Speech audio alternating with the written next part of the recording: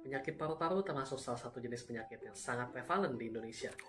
Jumlah kasus tuberkulosis atau TBC ini bisa mencapai 969.000 kasus per tahun, dan 93.000 diantaranya berakibat pada kematian. Selain TBC, pneumonia juga merupakan contoh lain dari penyakit paru-paru yang sangat prevalen di Indonesia, dengan jumlah kasus mencapai 278.000 pada balita di tahun 2021. Teknologi artificial intelligence atau kecerdasan buatan telah menjadi solusi yang sangat populer dan diketahui juga sangat efektif dalam bentuk computer-aided diagnosis, di mana teknologi AI dapat digunakan untuk membantu tenaga medis untuk membuat diagnosis. Hal ini dapat mengurangi resiko terjadi human error ataupun kesalahan diagnosis pada tenaga medis dan juga dokter. Dalam penelitian pada Hibah Prototype 2023 ini, kami menggunakan model yang disebut Vision Transformer. Model ini kita kembangkan menjadi sebuah aplikasi web yang kita beri nama INDRI, yang merupakan singkatan dari Intelligent Diagnosis of Radiology Images. Prototipe dari aplikasi INDRI ini dilengkapi dengan database dan juga model AI untuk memungkinkan para personel medis untuk menjalankan computer-aided diagnosis serta early screening dari penyakit paru-paru dengan menggunakan gambar X-ray. Jadi yang membedakan model kami dan model AI lainnya adalah kami menggunakan model Vision Transformer yang mana sudah dilatih sebelumnya menggunakan binom. Semua layernya awalnya kami frozen, lalu sekitar 3 layer terakhir kami unfrozen digunakan untuk fine tuning agar mendapatkan performa yang lebih baik. Model yang kami kembangkan memiliki performa yang sangat baik dengan metrik rata-rata di atas 90%. Saat ini model yang kami gunakan hanya bisa untuk memprediksi 4 kelas saja. Kedepannya, kita dapat meningkatkan kemampuan dari model ini untuk memprediksi lebih dari 4 kelas. Jadi untuk memvisualisasikan kondisi keanehan CSA pada kondisi paru-paru digunakan sebuah explainable AI yang namanya Line. Jadi visualizer Line ini dapat digunakan untuk memvisualisasikan area mana yang menunjukkan keanehan dari paru-paru tersebut. Aplikasi ini memanfaatkan tenaga medis sebagai user. Setelah tenaga medis memasukkan data pasien, tenaga medis akan memasukkan gambar tes X-ray. Setelah gambar dimasukkan, si tenaga medis boleh melakukan inference. Gambar yang dipilih akan dikirimkan ke model AI untuk dilakukan proses prediksi. Dari gambar tes X-ray akan ditampilkan lokasi penyakit yang dideteksi oleh model AI ini. Aplikasi ini akan diuji secara online. Kita sudah bekerja sama dengan Rumah Sakit Indonesia. Kita telah menunjuk juga 10 staf ahli dari sana, yaitu memang dokter yang spesialis di bidang ini dan juga memiliki sertifikasi untuk mengklasifikasi penyakit paru. Agar software kita ini sesuai dengan keinginan dari user, yaitu tentang kemudahan, tentang kenyamanan, tentang apakah menu-menu yang ditampilkan di sana sudah sesuai dengan istilah-istilah kedokteran. Kami semua memahami bahwa aplikasi ini masih jauh dari kata sempurna. Karena itu kami berharap aplikasi ini dapat terus kami kembangkan dan kita lengkapi dengan semua fungsionalitas yang lebih maju. Kami dari BDSRC masih merencanakan untuk terus mengembangkan aplikasi INDRI dan diharapkan aplikasi ini dapat membawa perubahan terhadap Indonesia agar kita semua dapat selangkah lebih maju menuju Indonesia yang lebih sehat.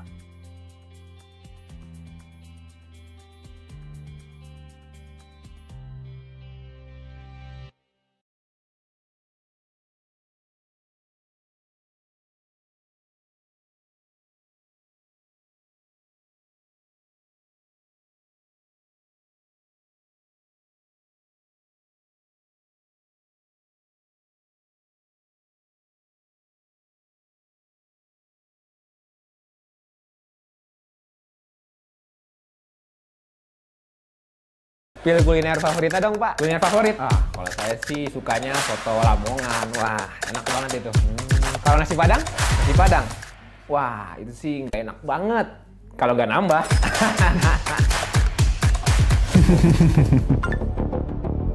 Nasi Padang. Wah, itu sih nggak enak banget. Nasi Padang. Wah, waduh, enak banget. Banget. Memproduksi konten disinformasi itu mudah, semudah juga penyebarannya. Tapi tidak dengan para korbannya.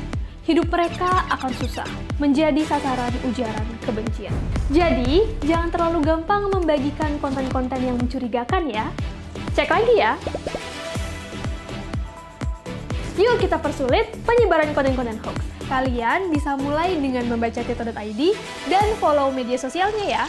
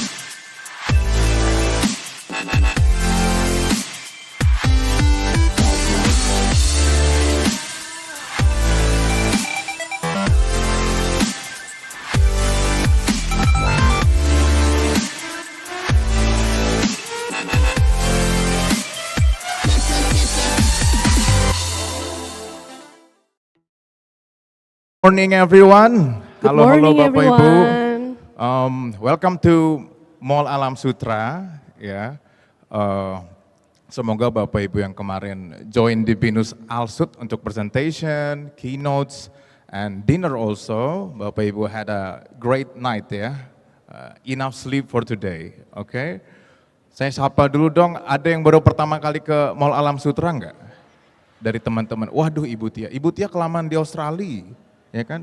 Jadi Bapak Ibu today ini acara conference ya, akan banyak speakers dari teman-teman diaspora, ya teman-teman Indonesia yang udah melalang buana di Harvard ya, nanti ada yang dari Harvard, ada yang di Australia, ada yang di Tokyo, so it is a moment for us to learn something new, something innovative, nanti kita bisa bawa pulang untuk kita kerjain bareng-bareng ya, atau share sama friends and families. Oke? Raise your hand. Okay, Bapak Ibu. Please raise your hand. One more. If you join us yesterday at BINUS Alam Sutra Kampus. Oke, ada banyak juga. Oke. So, for those of you if this is the first time you're joining us today, so welcome aboard. Yeah, you are now part of the international conference on biospheric harmony, Forum Ilmiah Diaspora Indonesia, Joint Scientific Forum 2025. Kita kasih warm applause dulu dong buat kita semua. Okay, Pak Yu. Today, we are gathered here at the atrium of Alam Sutra Mall on this beautiful 24th of August 2025. And here's an open invitation to everyone in the mall. Please feel free to join us and experience Icobar 2025. Yeah, so anyone here, the guests or anyone yang mau jualan, mau shopping, yeah, you can join us here free. We still have some, maybe 2 or 3 seats available. Yeah, so please feel free to join us, learn something new today. Bapak Ibu, last night I asked the audience during the gala dinner, how many campus does BINUS have ya? So we have 13 campus Bapak Ibu. But today here in Alam Sutra we have 3 campus. So yesterday some of you were in the main campus, BINUS at Alam Sutra, and then we also have BINUS ASO School of Engineering. BINUS ASO School of Engineering is a collaboration between BINUS and Japan. And then here also, mungkin Bapak Ibu belum tahu bahwa nanti di lantai 2 at the second floor, during the panel session, there is the extension from BINUS ALSUT. Makanya agak dekat ya Bapak Ibu. Jadi kita ada 3 kampus di Alam Sutra. Okay. Before we continue, Bapak Ibu, I would like to introduce my co-host.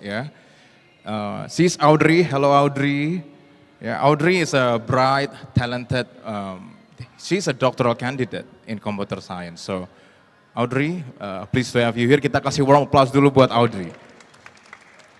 Thank you, Pak Yu. And I'm truly honored to co-host this event with you, Pak Yu. Allow me to introduce my co-host as well, Elionai Sitepu, the Head of Research Product and Commercialization at BINUS University, and also an Assistant Professor in Industrial Engineering. Thank you, Audrey. Kita kasih tepuk tangan yang meriah buat kita semua ya, before we start. A quick reminder for all presenters, please do not forget to register yourself at the back. So we have a desk there. My colleague will assist you during your registration. Anything you need for the presentation later, we have presenter here. So please just register yourself before, in advance. Okay, and here's today's schedule. Right after this opening, we'll begin with a panel discussion featuring our keynote speakers. Yes, then starting at 1:30 p.m. today, we will have the parallel sessions. The first one is a presentation from DP, Dana Ilmu Pengetahuan Indonesia. And then second one, a talk show with Indonesian Diaspora. Kita banyak Indonesian Diaspora di sini karena kita berkolaborasi dengan I4, Community Indonesian Diaspora di International. Jadi Bapak Ibu nanti bisa join ke atas juga di kelas-kelas kita di Mall Alam Sutra. And then the third one, obviously we have research presentations from Icobar presenters. Prof. Jun, to officially open the session, I would like to invite our Vice Rector of Research and Technology Transfer, Professor Juneman Abraham, to deliver his opening remarks.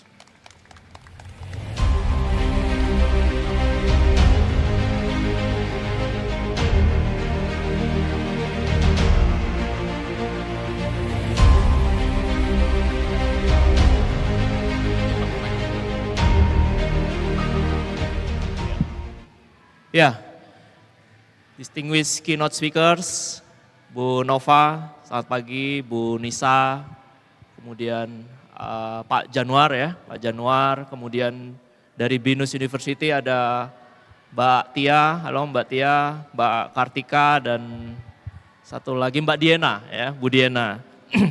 Distinguished guests, ladies and gentlemen, good morning. It is my great pleasure to welcome you all to the second day of Icobar Fidi Joint Scientific Forum 2025.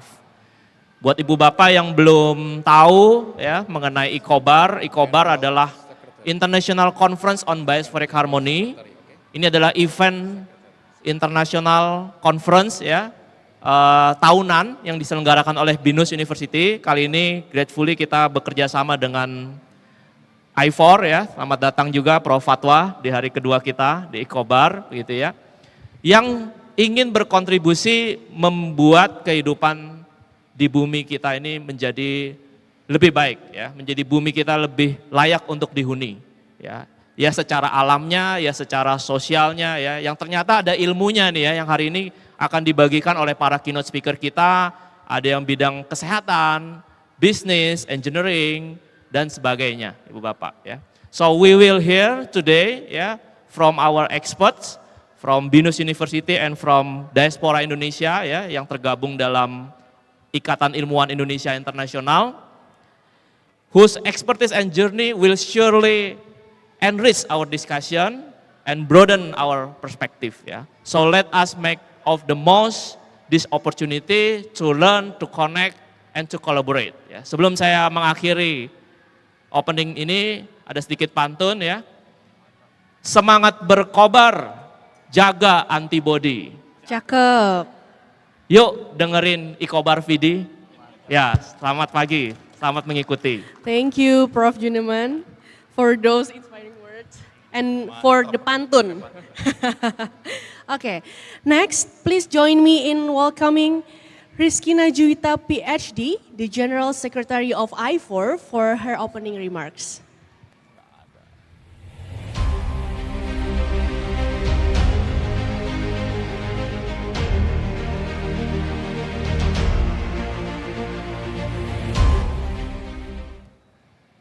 Bismillahirrahmanirrahim. Assalamualaikum warahmatullahi wabarakatuh. Salam sejahtera bagi kita semua. Good morning everyone. First of all, to Professor Dr. Januman Abraham, the Vice Rector for Research and Technology Transfer, along with the BINUS leadership and team and esteemed colleagues. Our deepest thanks from the I4 to BINUS University for the warm hospitality and for hosting us this event. Allow me on behalf of Ikatan Ilmuwan Indonesia International and our global network of scholars to deliver our gratitude for hosting this event. I would like also to recognize our distinguished Indonesian diaspora scientists, esteemed keynote speakers, Mbak Nova, Bu Nisa, Mas Janu, and all the invited speakers and academic colleagues from across the globe. We are welcoming now. There is Professor Fatwa from Hong Kong, there is Professor Delfak from UK, there is Professor Uche from Germany, and then Bu Nova, Dr. Nova from the Harvard, and Dr. Nisa from the New Zealand. So we are gathering here. And most importantly, all of you participants who have gathered to contribute to this vital event. So our event today actually collaborating between BINUS University for the Icobar and Forum Ilmiah Diaspora Indonesia. I4 is here to deliver our knowledge and our global networks from around the world so we can contribute to the development of Indonesia and the sustainable scientists improvement for the Indonesian world. So our theme today, the Global Synergy for Sustainable Future, integrating science, innovation, and sustainable action, speaks directly to I4's vision. It is more than just a motto, actually, for us. It is a challenge we are uniquely positioned to meet. So we are here for us to contribute to the development of Indonesian science and also innovations. We hope we can share our knowledge in global networks and we can collaborate because at the end of the day, it requires big collaboration between us, all Indonesian, inside Indonesia, in domestic institutions, and us who are currently residing overseas in other international institutions. So we hope we can collaborate together. Please enjoy today. Please enjoy the panel discussions from all our speakers. Hope we can collaborate in the future. Thank you. Thank you very much, Rizkina Juwita, PhD. Ladies and gentlemen, so now we are moving on to the first panel discussion. Yeah. The topic for this session is innovations across health, society, energy for a resilient future. It will be moderated by my good friend, Dr. Syauqi Abdurrahman Abrori, Assistant Professor and also Head of International Publications at BINUS University. He received his doctorate degree from Bandung Institute of Technology in Physics Engineering, ya Pak ya. And his research focuses on sensor technology, metal organic frameworks, particularly in the areas of electrochemical biosensors and environmental sensing. So with his expertise, he brings a strong perspective on how science and technology intersect with sustainability and innovation. Please welcome Dr. Syauqi Abrori.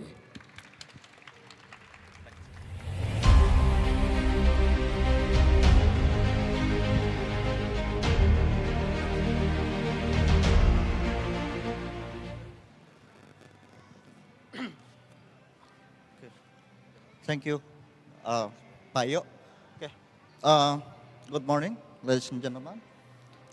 First of all, I would like to thank you, the organizer of the Icobar and Fidi Joint Scientific Forum, for giving me the honor to moderate this session. To be honest, this honor came quite suddenly.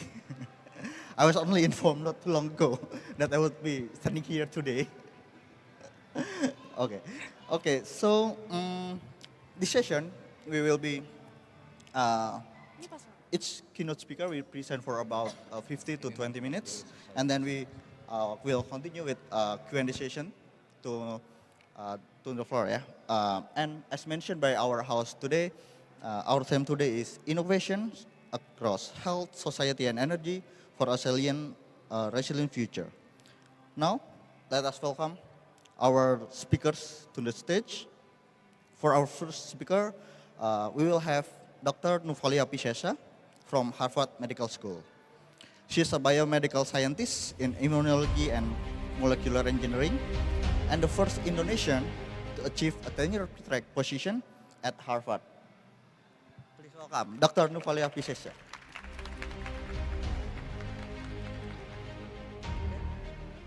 And then for our second speaker today, we will have Dr. Tia Mariatul Kitia. She is a lecturer in international relations at BINUS University. She's an expert in international relations, social media, security, and renewable energy diplomacy, particularly for the Middle Eastern region. Ya, silahkan Ibu Tia. And for our third speaker today, we will have Dr. Januar Widakdo from physics at Universitas Indonesia. He's specializing in advanced membrane technology, particularly for clean water, sustainable energy, and environmental purpose. Okay. Yeah. Okay, without further ado, please, I will give the session to Dr. Nuvalia. Please deliver your speech. Thank you. Good morning. Where is my slide? Oh. Okay. Okay. Itunya?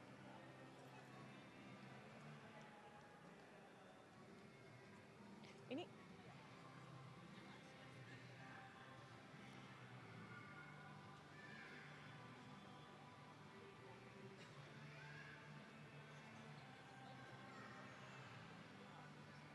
Usah kalau gitu. Ya, selamat pagi semuanya. Terima kasih udah diberi kesempatan untuk give my talk and share the work of my lab today. So my name is Nova, and you can see there, I'm currently an assistant professor at the Harvard Medical School and Boston Children's Hospital, and I also co-founder and scientific advisor for 2 biotech companies that, based on the work that you'll see today. So I know that it come to a surprise that it will be a general audience today, so I'm sorry if it is a bit too technical, but I'll try my best to make this less technical as possible. And we will do more Q&A, I will say, at the end. But yeah, so go next, please. Yeah, I think before I start, I always like to thank the people in my lab who does the work, the postdoc, PhD student, master student, and so on. There are 2 Indonesians actually in the list, Joy and Valentine, so I'm excited to have Indonesian in my lab, and also the research grants that make this work possible. Next, please. So what I do in the lab, so I'm working in the intersections of intersection of health and innovation, so especially developing novel biotherapeutics for novel treatments. And my topic area that I will talk about today is mostly on autoimmune diseases. So this is a type of diseases in which your own immune cells attack your own body. So you can think of, I listed a couple of those diseases there, because they affect different parts of the body. So maybe you are aware of lupus, multiple sclerosis, type 1 diabetes, and so on. So those are like the type of diseases that I am particularly interested in. And as we know, there is no treatment that can cure these diseases. Most treatment are treating the symptoms, meaning that you shut down the immune response of the patients, exposing patients, unfortunately, to opportunistic infections. and because you shut down the entire immune system. However, it's never curing because you're just treating the symptoms but not the cause of the disease. So what my lab is trying to do is that can we came up with innovative solutions to treat these diseases. Next. So why do we, so I am in particular an expert in engineering immune tolerance, how we can suppress immune cells that we do not want while leaving the rest of the immune system intact. And why we need to do that, because of course, first is autoimmune diseases is a big deal. There are so many people affected by it, as you see in the previous slides, but also there are allergy, there's also, you know, your own immune system unfortunately overreacting. But in a lot of different applications in like gene therapy, protein replacement therapy, or transplant, having your immune system to be dampened to allow this to work, also a big part of curing the disease. So that's why we need to engineer immune tolerance very well. Next. Next, please. Yeah, so there are a lot of different types of immune cells in the body. I don't think we need to be too specific, but this is the type of cells that I try to engineer and play around with. So this is the antigen-presenting cells in the middle. These antigen-presenting cells like B cell, macrophages, dendritic cells, and so on, they can transmit signals to the T cells in the body, that this is the one that usually fight pathogens, but in the case of autoimmune disease, these are cells that actually attack yourself. So my lab has been trying to can we engineer the antigen-presenting cells, delivering signal in a precise manner as such that we can push the signaling of these cells toward more the blue side of things, instructing the T cells to be muted and to be regulatory, to be tolerogenic rather than being inflammatory and cause diseases. Next. So take an example of multiple sclerosis. So the reasons why we have multiple sclerosis is because there are immune cells that recognize, for example, myelin or your own neuron, and then attack them and cause demyelinations, and this leads to destruction of proper signaling from the neuron to your muscle, so then you have paralysis. So that's one. So as you can see, you have a lot of different type of immune cells. The green one are the good one that you want to keep, and the red one that are actually the one that's actually attacking yourself. So what we would like to develop in my lab in this particular sense is, next, can we eliminate only the disease-causing immune cells and not the others? So the technology that I've been playing around and I've been working on more extensively is this subsets of biologic called nanobodies or VHH. So the more traditional antibody you see is the Y-shaped protein, but alpacas, the camelid family, as well as sharks, they not yet.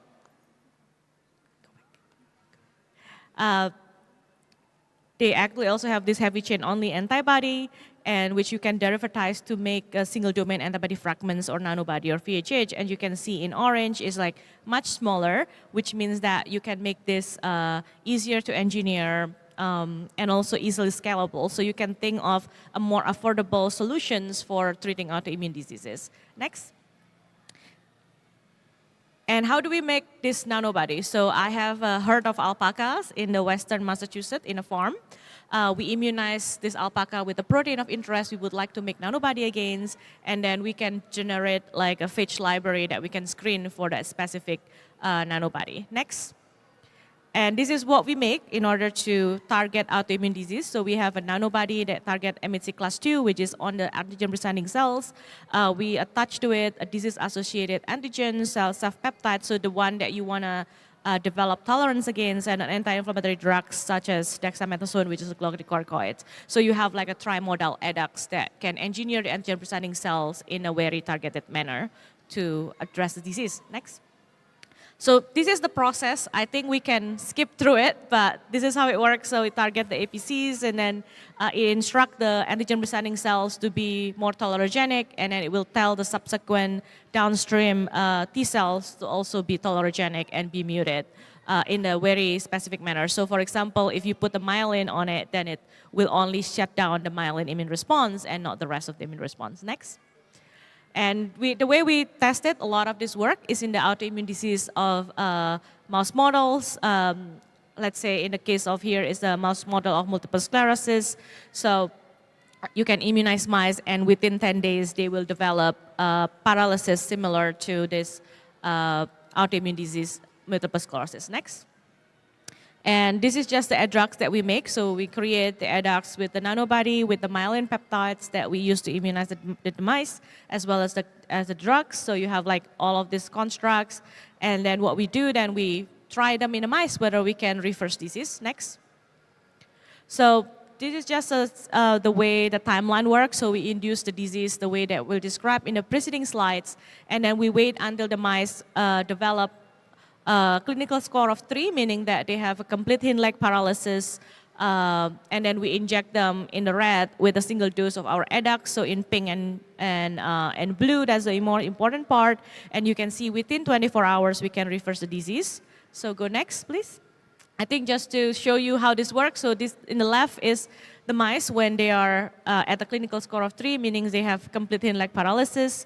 And then the next video in the middle is the mice when they got treated a day before, so they actually gain motility and the disease is reversed. And this is actually maintain the duration of the observation. So that's, yeah, pretty much really, really good. Next.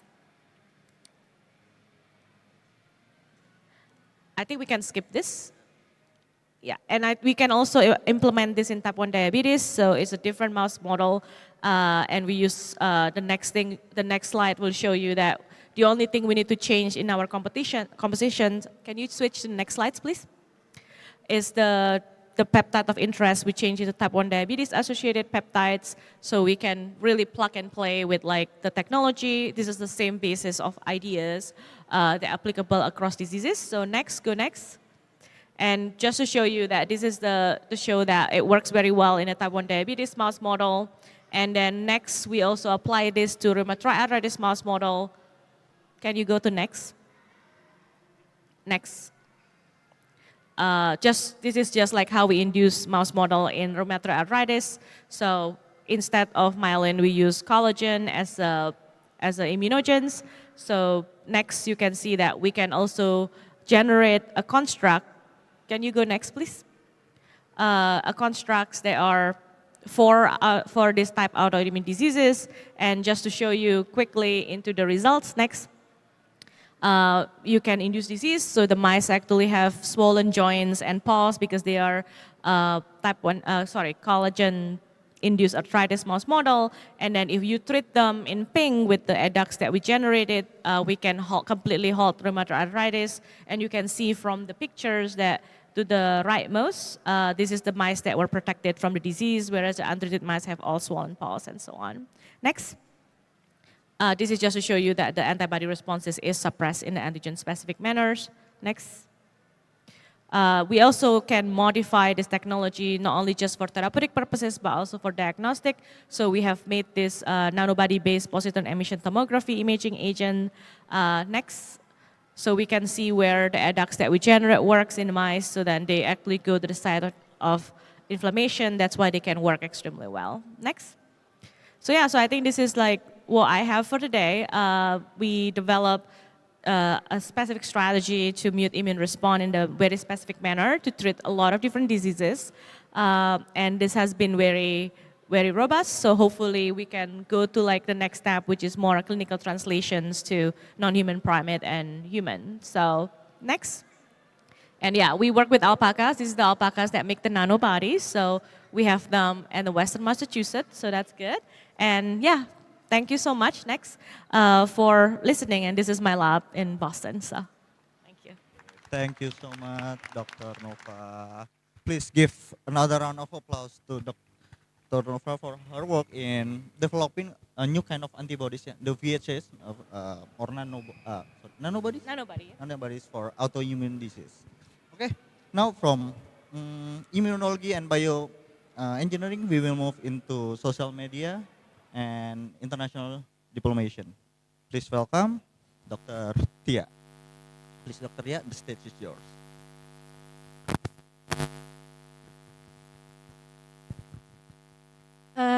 thank you, Pak Moderator, Mas Sauki.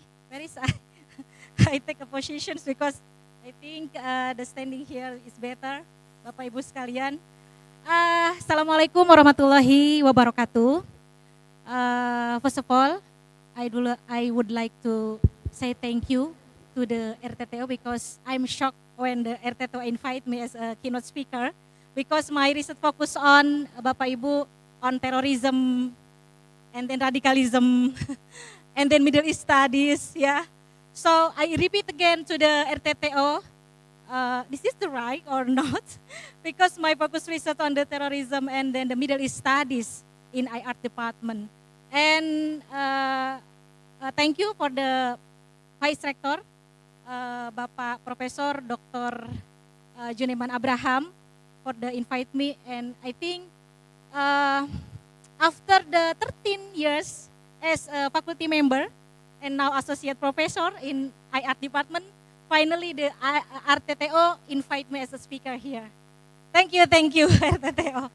And it's proud of me because I'm standing here not only as a ngamen, you know, Bapak Ibu ngamen in UI for the last week, and then ngamen in many media about the Palestine-Israeli conflict, and then terrorism, and collaborate with BNPT and others, and finally standing here and amazing, this is right my campus. Why my campus in mall? So excited for me. Okay, my distinguished speakers here, thank you, amazing because one panel with the professor from the Harvard University. I sent my PhD to the Harvard, finally failed, Ibu. And then my doctoral program from the Universitas Pajajaran finally. So maybe next, postdoctoral program, I will visit again to the US, yeah, hopefully. And then before we start my presentations, let's see the short video about the Middle East studies based on the two perspectives. Click, please, turn on, please.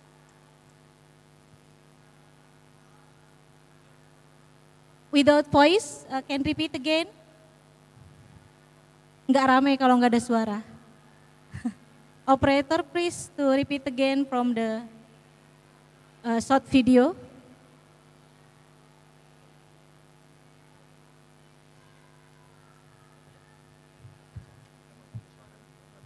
Oh, oke. Duh, nggak ada suaranya, padahal seru Ibu Bapak. Saya bikin ini semalaman loh. Ada musik dus gitu loh. I want to show that Middle East not only show about the war, terror, human rights, and then what else? I think the religion, Jewish, and then what else? The bombs, yeah. Mas Sauki called me, Batia, please, in front of the stage, on the stage, please don't criticize the government and then don't mention anything about the terrorism.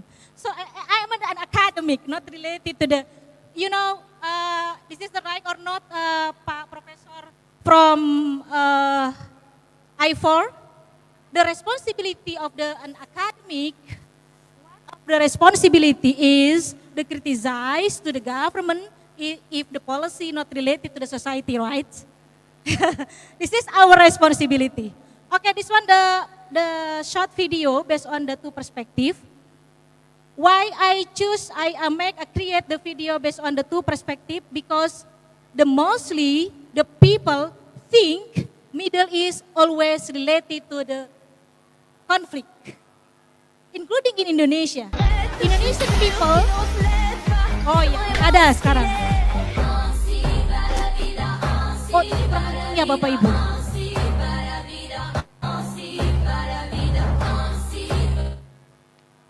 Okay, let's see after the video show us about the conflict, about the terrorism, about the bomb, about the maybe drones and rudals in this area. I show you all, Ibu Bapak sekalian, about how the Middle East show us about the luxury, economy, SDGs, delicious food, and lifestyle. Okay. Enough for the short video. I think move to the title. So based on the note from the RTTO, my presentations focus on the SDGs also. I think it's okay because I'm from the IR department and SDGs point is the part of the IR studies. And the title is now SDGs in the Middle East, Challenges and Opportunities in Economic Development and Environmental Issues. And finally, Prof. Jun, my last research, I take the research focus on the palm oil, renewable energy, Bapak Ibu, and then forget, at the moment about the terrorists and weapons. Next. Next, please.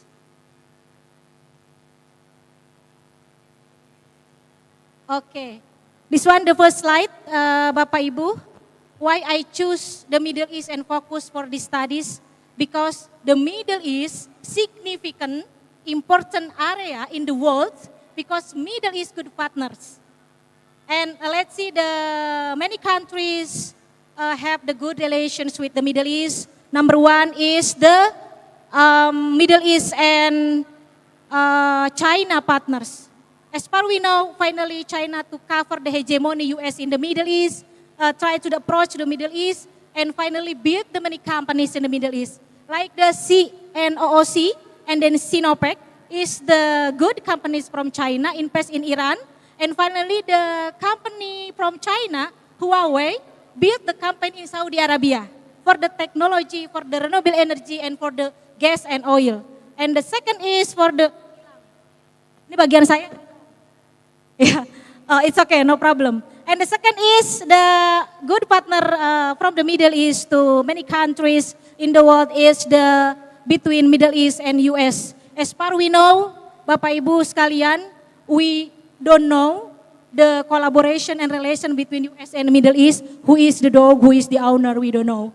Because it's very good relations. But the Indonesian people, they don't understand about this. Indonesian people only think that Middle East like the Holy Land, religion, Islam. And I think in bahasa, the relations between Middle East and Indonesia like the cinta bertepuk sebelah tangan. So the Middle East didn't pay attention to the Indonesia, and Indonesia, they see the Middle East like the brotherhood, Holy Land, and love the Indonesian people.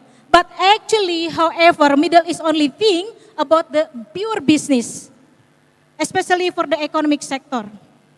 Mbak Tia, how about the Saudi Arabia, for example, build the mosque in Indonesia? I think only the build of the mosque. How of the data based on the maybe investment Saudi Arabia in Indonesia? Bapak Ibu is very small data. Relations on economic sector between Middle East countries and Indonesia. And then the third is the good partner Middle East and European countries, and Middle East now focus for the European countries for the finance, and then the second is on the renewable energy. So this is the good condition, this is the alliance between the Middle East and many countries. I think the biggest countries on the economic sector in the world, China, US, and maybe as far we know, Trump visit to the Saudi Arabia, and then they're buying the weapons from the Saudi Arabia, and hopefully they want to US protect them from the enemies in the areas. And the last in European countries, this is the area that the Middle East countries believe UK, for example, to the finance sectors. Next. Okay, let's see to the map. This is the map of the Middle East. I mentioned why I choose the Middle East relations between Middle East and Indonesia because three reasons. Number one is because of the Middle East a good strategy in international trade, and the second is because the Middle East good partner with the many countries, especially for the European countries and USA, and the third because of the Middle East have the good resource like oil and gas. And this one, the map from the Middle East to the Asia and European countries. And you know, based on the last conflict, the war between Iran and Israel, and Iran threat to Israel, if Israel attack again to the Iran will close the Hormuz. This one, the map, Hormuz is the selat in Iran territory, and oil and gas from the Middle East via Hormuz territory in Iran. So if this one the closed by the Iran, so maybe Indonesia, including Southeast Asia, China, European countries cannot receive, cannot accept, and cannot be using the energy from the Middle East. So the highest production oil and gas in the world from the Middle East countries, like or dislike. Okay, so this is the good strategy for the international trade, especially for the maybe gateway oil and gas from the Middle East to the Asia, and then for the trade, international trade, especially for the United Arab Emirates to Africa. Next. Okay, this one nggak kelihatan, sorry. The focus, okay, lama katanya. This one the focus SDGs point for the Middle East countries now, because Middle East finally Bapak Ibu realize cannot depend on oil and gas again. So Middle East try to change the policy, and then try to maybe approach to the many countries in Southeast Asia, including Indonesia, and try to the economic development and join to SDGs point. I mentioned here for the 4 point of the SDGs is the number 6, number 7, number 8, and number 9. For the number 8, this is the focus on the economic development. Number 9, because the industry, innovation, and infrastructure. Number 6, clean water. And then number 7 is the clean energy, including the renewable energy. Okay, next. Okay, this one, the point of the SDGs that the Middle East pay attention to this, environment, economy, and then resource. Next. Okay, this one, next again. Okay, this one, where is the Indonesia's positions? Because as I mentioned, Indonesian people like the cinta bertepuk sebelah tangan. Only pay attention to the Middle East, and Middle East ignore us. So where is the position when the Middle East tie to the economic diversifications? Because Middle East realize resource cannot cover on the political interest on the economic sector. So finally, this one I mentioned 3 sectors, how the Indonesia's position on the Middle East SDGs. Number 1 is the renewable energy, and number 2 is the NEOM project, and number 3 for the Qatar Vision 2030. For the renewable energy, Middle East expand this project to many areas, including to the Southeast Asia and Indonesia. Let's see. Next. This one, the company of the Middle East from the United Arab Emirates, and called is Masdar Company.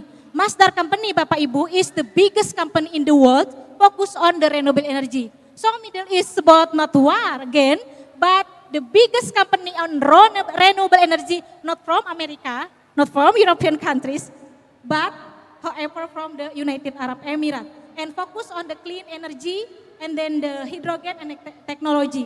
Maybe next, BINUS have to pay attention to the many companies, the biggest companies from Middle East to expand, to maybe accept the migrant worker from Indonesia to join to this company. Okay, next. Mas Auki udah kasih tanda.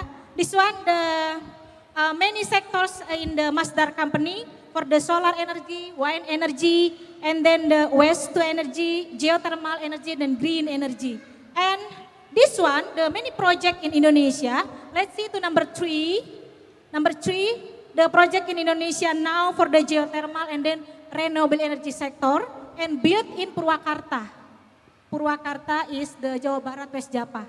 Next. I want to show off myself. Thank you because RTTO remind me to send the research to the Ministry of Education, and finally I received the grant from Ministry of Education, and this one the project and grant from Ministry of Education. In this is the fieldwork. So I see the amazing because this project the biggest project in Southeast Asia. This is the code is solar panel, Bapak Ibu, and solar panel cover the dams and then cover the sea, and finally success and produce the electricity around the 200 hectares and produce the electricity around the 50 household. 50 rumah tangga dinaungi oleh listrik ini. From the Masdar company from the United Arab Emirates. And then for the engineer mostly from the Chinese. Yeah, engineer from the Chinese, and then the position of Indonesia mostly for the laborers for this project, unfortunately. So this is the good project. Sometimes maybe can visit to this fieldwork. Amazing because proud of our government because success for this project and collaboration between PT PLN Indonesia and Masdar company from United Arab Emirates. Next. Okay, and the second one, how the position Indonesia in the diversifications of economy in Middle East in the NEOM project. NEOM project, this is from the Arabic. NEOM, Nu Mustakbal, it's mean future. It's mean future. Nu Mustakbal future, and Saudi Arabia have the 4 points, for the tourism sector, for the manufacture, for the renewable energy, and then for the smart city. Where is the position of Indonesia to approach to take this project? I think the Indonesia match with the tourism sector, and then the manufacture. Maybe Indonesia send many migrant workers to Saudi Arabia to build the area manufacture. This area like the KIIC, Bapak Ibu. You know KIIC in Karawang? Yeah. This is the investment area from the FDI or Foreign Direct Investment. And then the last is renewable energy. I think why I mentioned the tourism sector because the pilgrims, I think this is the include to tourism sector. Bapak Ibu, based on the data, the pilgrim sector or tourism sector input income to the Saudi Arabia around the 230 people per year. So this is the good income for the Saudi Arabia, but it's not good and nothing for Indonesia. So the Indonesian government have to collaborate and negotiate with the Saudi Arabia government. Then Indonesia have to the good position for this issue because I think Indonesia only pay attention, only contribute to the income for Saudi, but Saudi never available invest in Indonesia. Okay, next. And the last is the Qatar Vision 2030. This vision only focus on the agriculture. I think this is the interesting sector. So the Indonesia can approach to the Qatar with the investment sector, with the palm oil sector because Qatar available invest their money here in Indonesia with the reason number 1, Qatar complain and Saudi Arabia also complain why they didn't available invest their money in Indonesia because number 1 is corruption case. Raja Abdullah complained about that. So I interview with the staff of the embassy. Butia, I worried with the corruption case in Indonesia. Number 1. And number 2, because of discipline, business discipline. And number 3, because the differences business culture between Middle East and Indonesia. Because why? Bapak Ibu, as far we know, Japan factories available build factories in Indonesia, including South Korea. But why Middle East never? The answer is because culture of the business. What is the culture of the business? Business culture is the Middle East countries refer to the maybe only invest their money and then get much benefit. But Japan and South Korea available invest their money and then available build factories here and join as a vice president and then manage the factories here and available live in Indonesia. So this is the different culture. If the Middle East countries invest their money in US, for example, match match the business culture between US and the Middle East countries. So I think after my explanation, my presentation now, because this is in the mall, hopefully the society in Indonesia, please open your mindset, open your eyes. Middle East not only about the Palestine-Israel conflict, and the TV national, international news invite me around 9 times per day to explain about this. It's very tired. So please move to the another sector on the Middle East areas on economic sector, renewable energy, and maybe after this explanation, I always mention about this, about issue Indonesia. Please maybe take this opportunity to join together with Middle East countries. Oke, enough Mas Sauki sudah ngeliatin terus. Thank you for pay attention and good morning. Assalamualaikum warahmatullahi wabarakatuh. Waalaikumsalam warahmatullahi. Thank you Bu Tia udah sharing about economy and energy diplomacy ya, supaya Middle East tidak bertepuk sebelah tangan. Okay, we will still talk about energy, but now we will hear from Dr. Januar Widakdo. He works with membrane technology for energy and environmental purpose. Okay, please, the floor is yours. Okay, maybe I will sit here.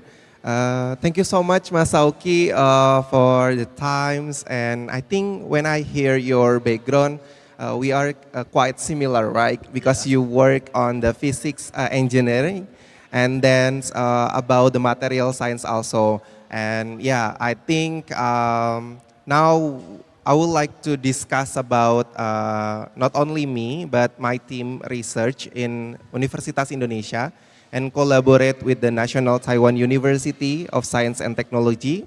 And it's about membrane technology.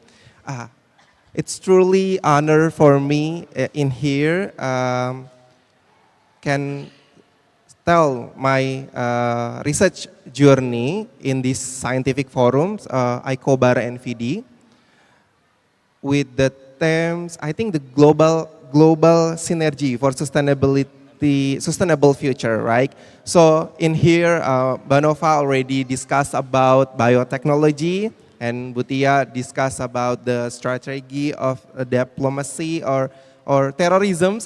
I don't know, so it's quite complex today discussions, but I will present about my little research in my laboratory, because actually I am a new lecturer here, so it's about 3 years, so I just have like a few research with my students, but I hope from these sessions I can grab opportunity for the more collaborations. And as you know, still waiting, right? So as you know, this is my first time presence in the malls, because I just sing a song in the mall, and yeah, I should to present about my research in the in these situations and in the public area. So I think, yeah, it's quite interesting for me, and I'm happy today. So it's already prepared for my presentation. Can you show the PowerPoints? Yeah, as you know,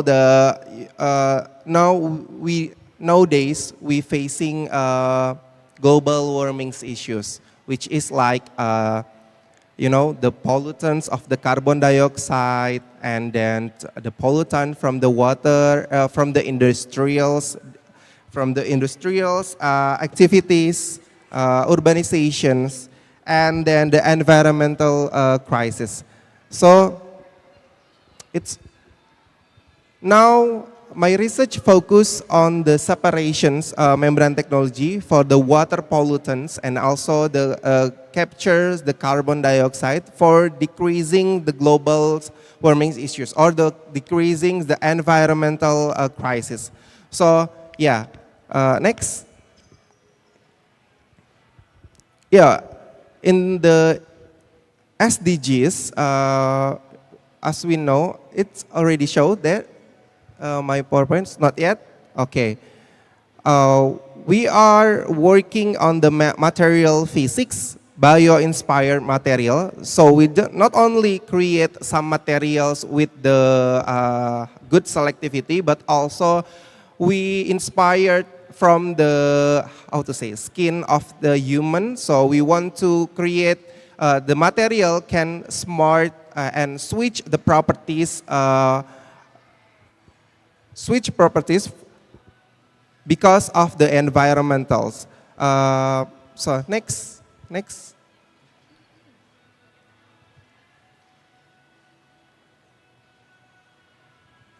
I'm sorry because in this, okay, it's different with that.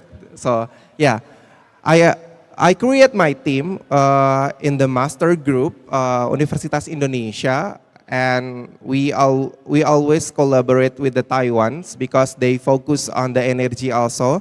And we want to create some material that can separate pollutants and also create the energy, like how to say, like the membrane technology. So it's already next.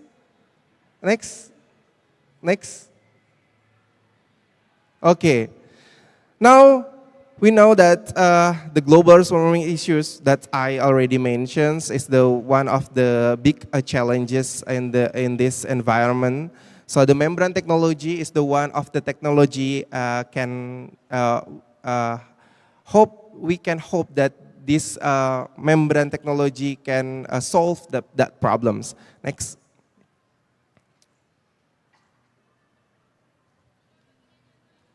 Yeah, not only for the separations part, but also the membrane technology can generate the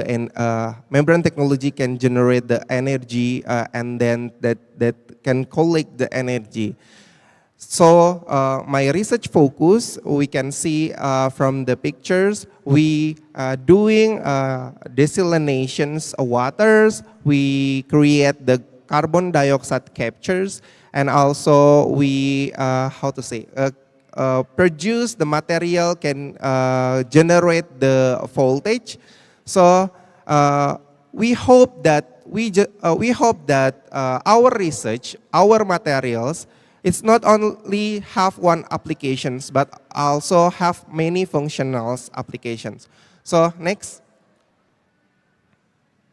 Yeah, basic ones, we using the graphenes, I feel like I teach in the classroom now, but it's okay. The graphene is the one of the materials that have many advantage. And then we combine using many materials also, but I just mentioned graphenes because I think this material is famous and quite easy to find it. So we always use graphene. One of the materials is the graphene, and we combine the graphene with the another materials, another polymers or another organic or inorganic materials. And we can make a mixed matrix membranes so that the membranes can have many properties, and we can use that membrane for the many applications. Next.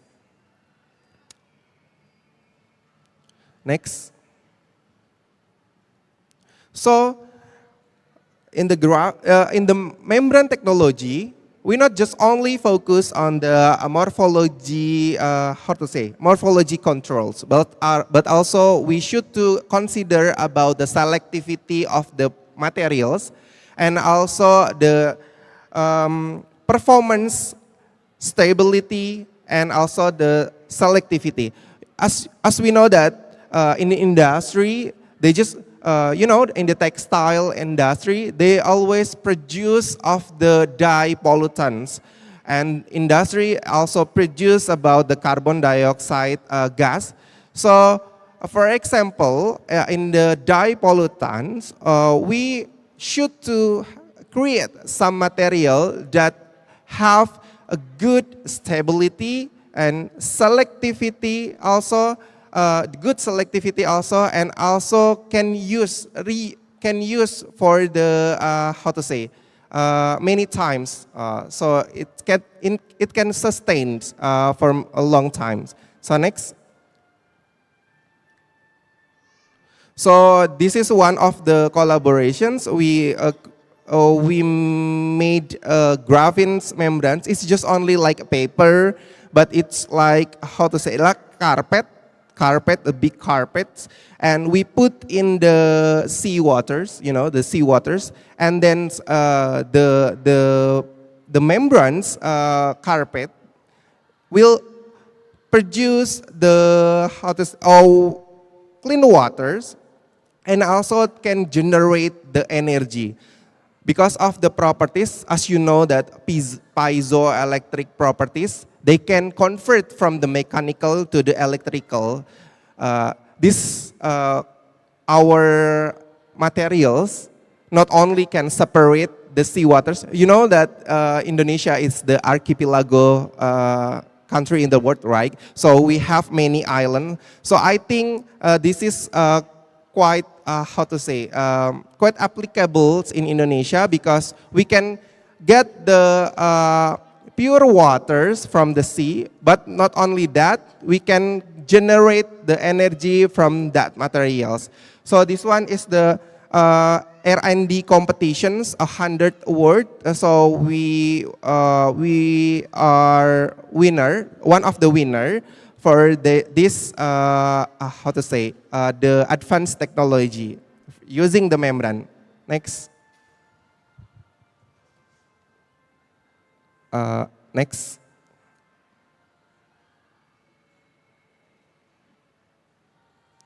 Yeah, this is just only the lab scale of our research. So because the audience is many majors and then the open public, right? So the principles of the membrane, it's only for separations, that it's like a skin. So this the pollutants or the molecule that we want to separate, we can catch using the membrane technology. And because my membrane have the conductive properties, they can turn on the light and they can produce the electricity. So this membrane quite unique properties for membranes area. Next. Yeah, some of my students also using that material for and coating the materials in the shoes or t-shirts. They just only generate. They can just only collect the electricity from the materials. So if we shaking the shoes or if we moving the t-shirts, we can collect the electricity and we can save in the power bank. So I think it's quite unique for the sensitivity and then for the energy generations. Next.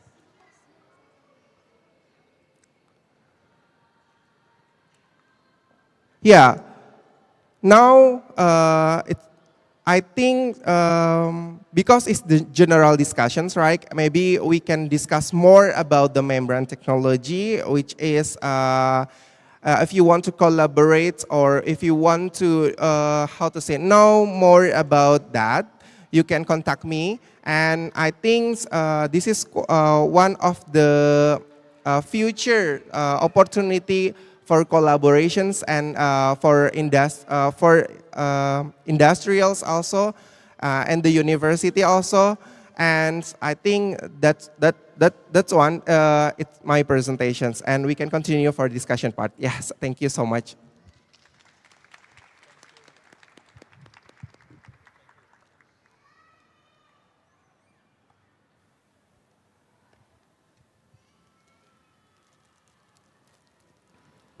Okay, thank you once again, Dr. Januar, for your keynote.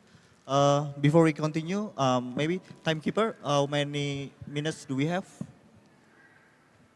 Okay, we only have 5 minutes for Q&A session, so maybe I will open the floor for only 2 questions at max ya. Please, Bapak yang di belakang, kemudian Ibu yang depan ya. Please keep it short question.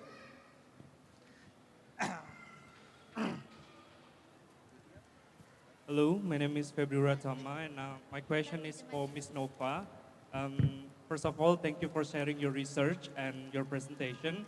I think it's very impressive on your work because you can teach the immune system tolerance using the nanobody technology. My question is, I'm really curious whether this therapy could be more made accessible and affordable in developing country, specifically Indonesia, and do you see any challenges on bringing this therapy here in our country? Thank you so much. Okay. Maybe itu aku. Ya, silakan.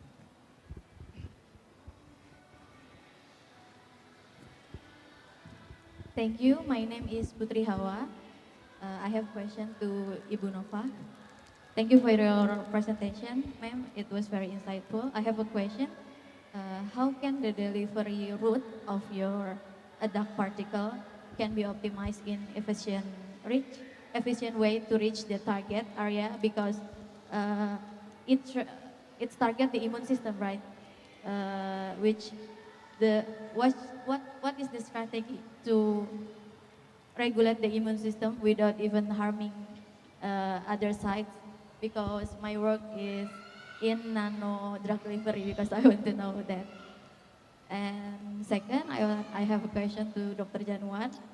You use PVDF, right? The polymer which have a high conductivity. Why you use PVDF to create the particle with graphene? I'm just curious because in Nano Center Indonesia, we also work with PVDF to synthesize nanofiber for sensor.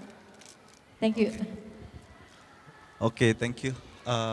Maybe Dr. Nova first? Sure. I think for the first question, that's also the reasons why I started my own company back in Boston, because then, you can, in academic setting, there is only so much you can do.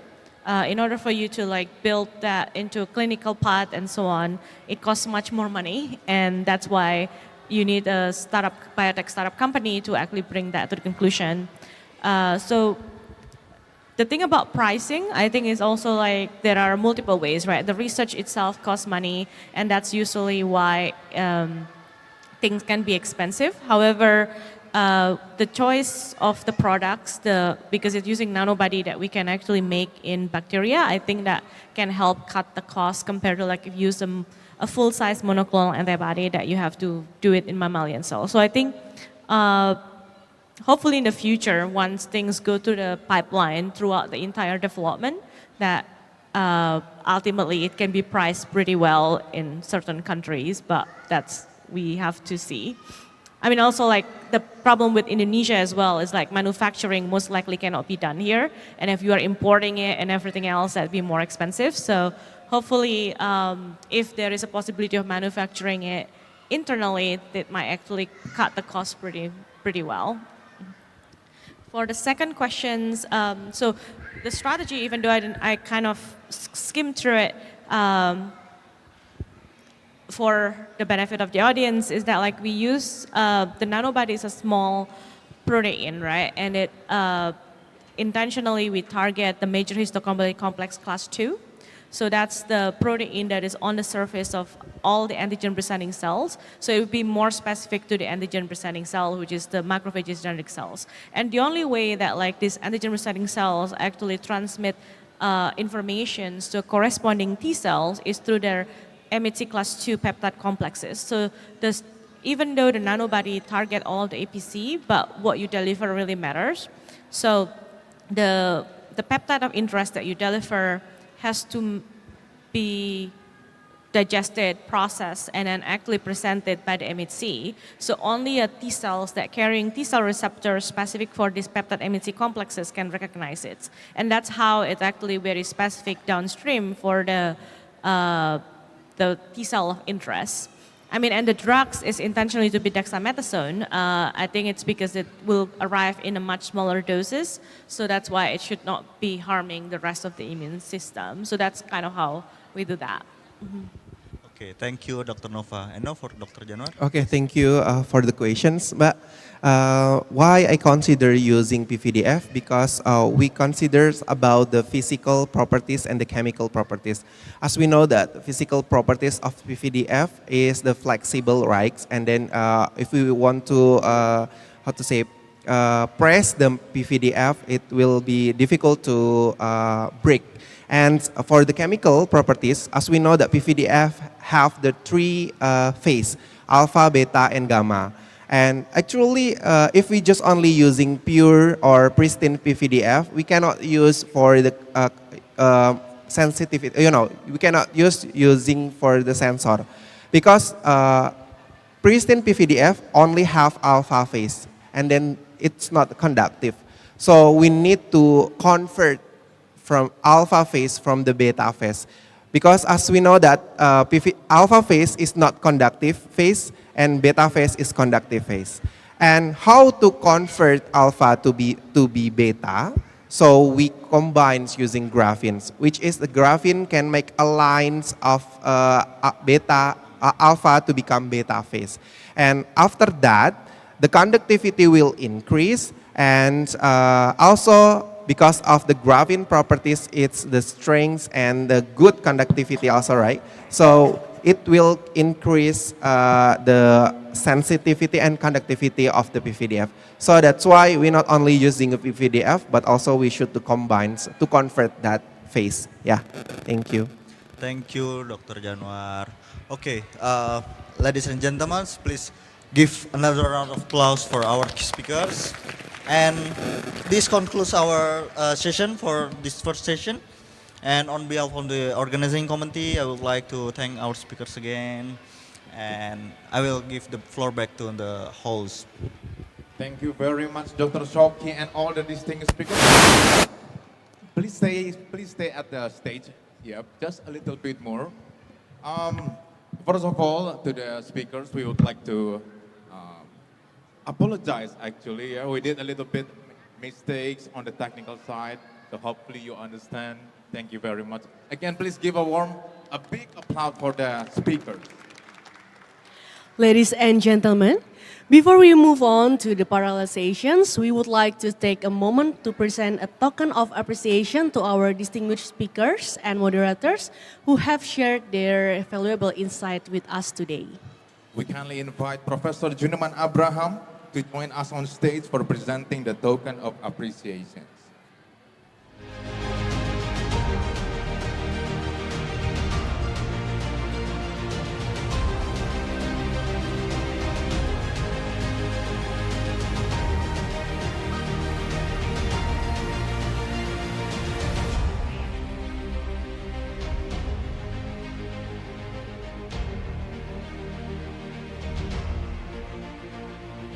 First, we may invite Dr. Novalia Pisesha.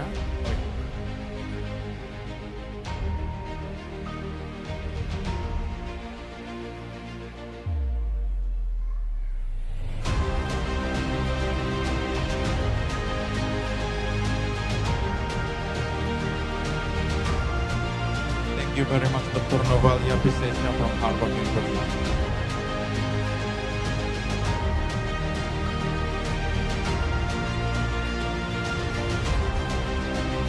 Tepuk tangan buat Dr. Tia Mariatul Kiptian dari BINUS University. And last but not least for Dr. Januar Widakno dari Universitas Indonesia.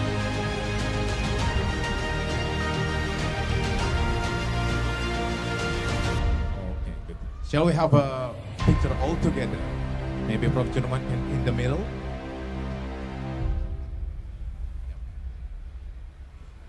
And of 3, 1, 2, 3.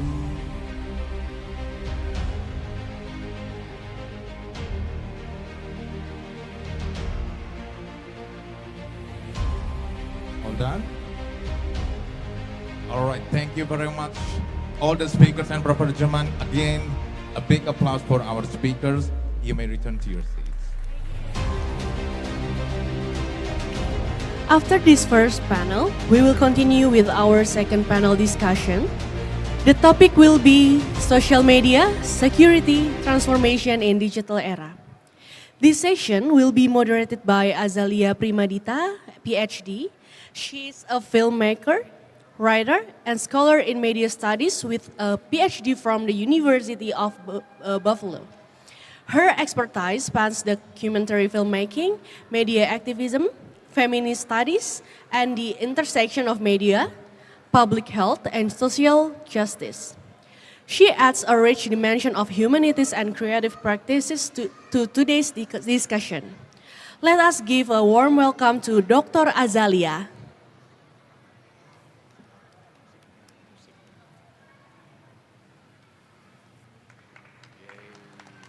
Dr. Azalia, the floor is yours.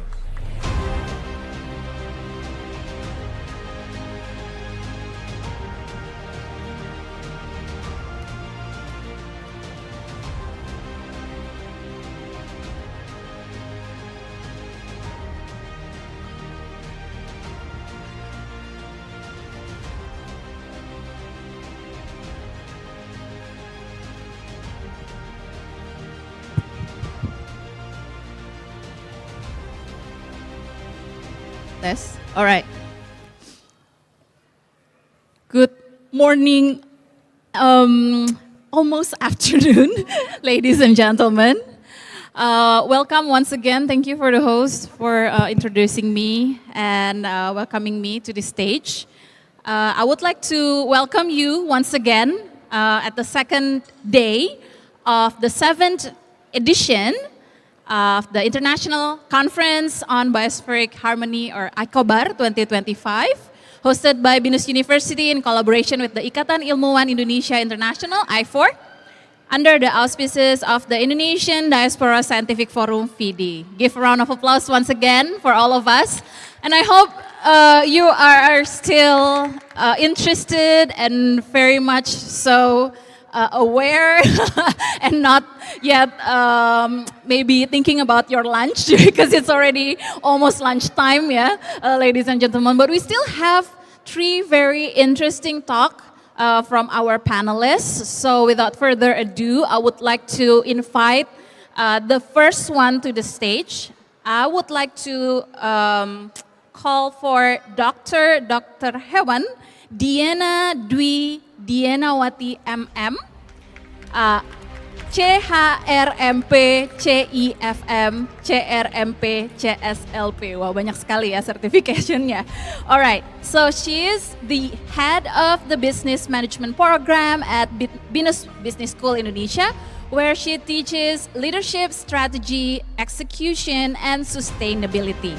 Her research covers female leadership, Gen Z behavior, sustainability in business, and digital transformation. She has over 20 years of experiences in the pharmaceutical industry, including serving as CEO of PT Eisai Indonesia and holding executive positions at Johnson & Johnson, Abbott and Roche.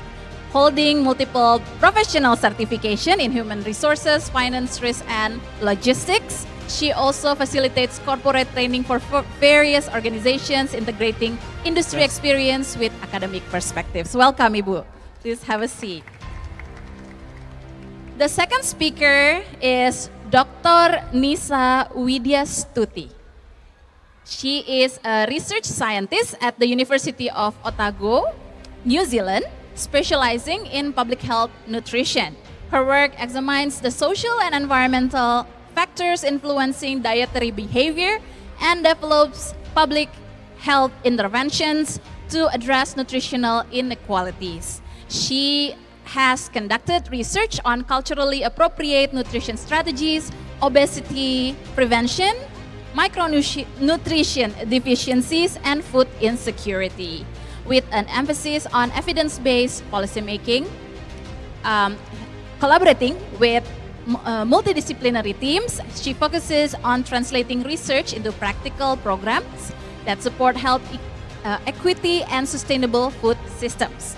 At Icobar 2024, she will discuss the role of nutrition in building healthy and resilient societies. Welcome, Ibu. And And our last not but least, we have Dr. Kartika Yulianti, a faculty member at the Character Building Development Center, CBDC, BINUS University, Jakarta, with research interests in character building, civics, and Pancasila, teacher education, educational leadership, and family school community partnerships. Her work examines the integration of Sustainable Development Goals or SDGs and project-based learning into character building civics to strengthen students' graduate attributes as well as transformational leadership and parental involvement in education within the Indonesian context. She serves on the editorial board of the Qualitative Report and editorial review board of the School Community Journal. At Icobar 2024, she will discuss the role of higher education in advancing the SDGs. Welcome, Ibu. All right, so let's start with our first speaker. Dr. Diana, the floor is yours. Okay. Saya boleh berdiri? Okay, good afternoon, ladies and gentlemen.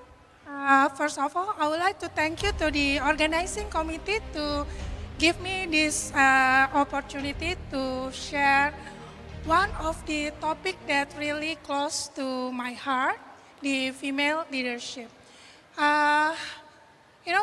Back to my previous time when I work in the industry, sometimes it's very difficult for us to find a female leader. Actually, when I talk about difficult, it's not about that there are no smart female. There's a lot of smart female worker. However, when they facing the opportunity, good opportunity to be a leader, and then most of them, unfortunately, they have to reject the opportunity because of some reason. So, because of that, the team and myself really focus on the female leadership. Okay.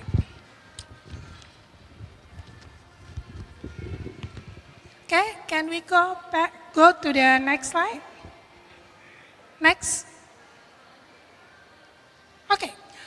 So, despite of the decade of progress, women remain underrepresented in the industry, in the leadership role.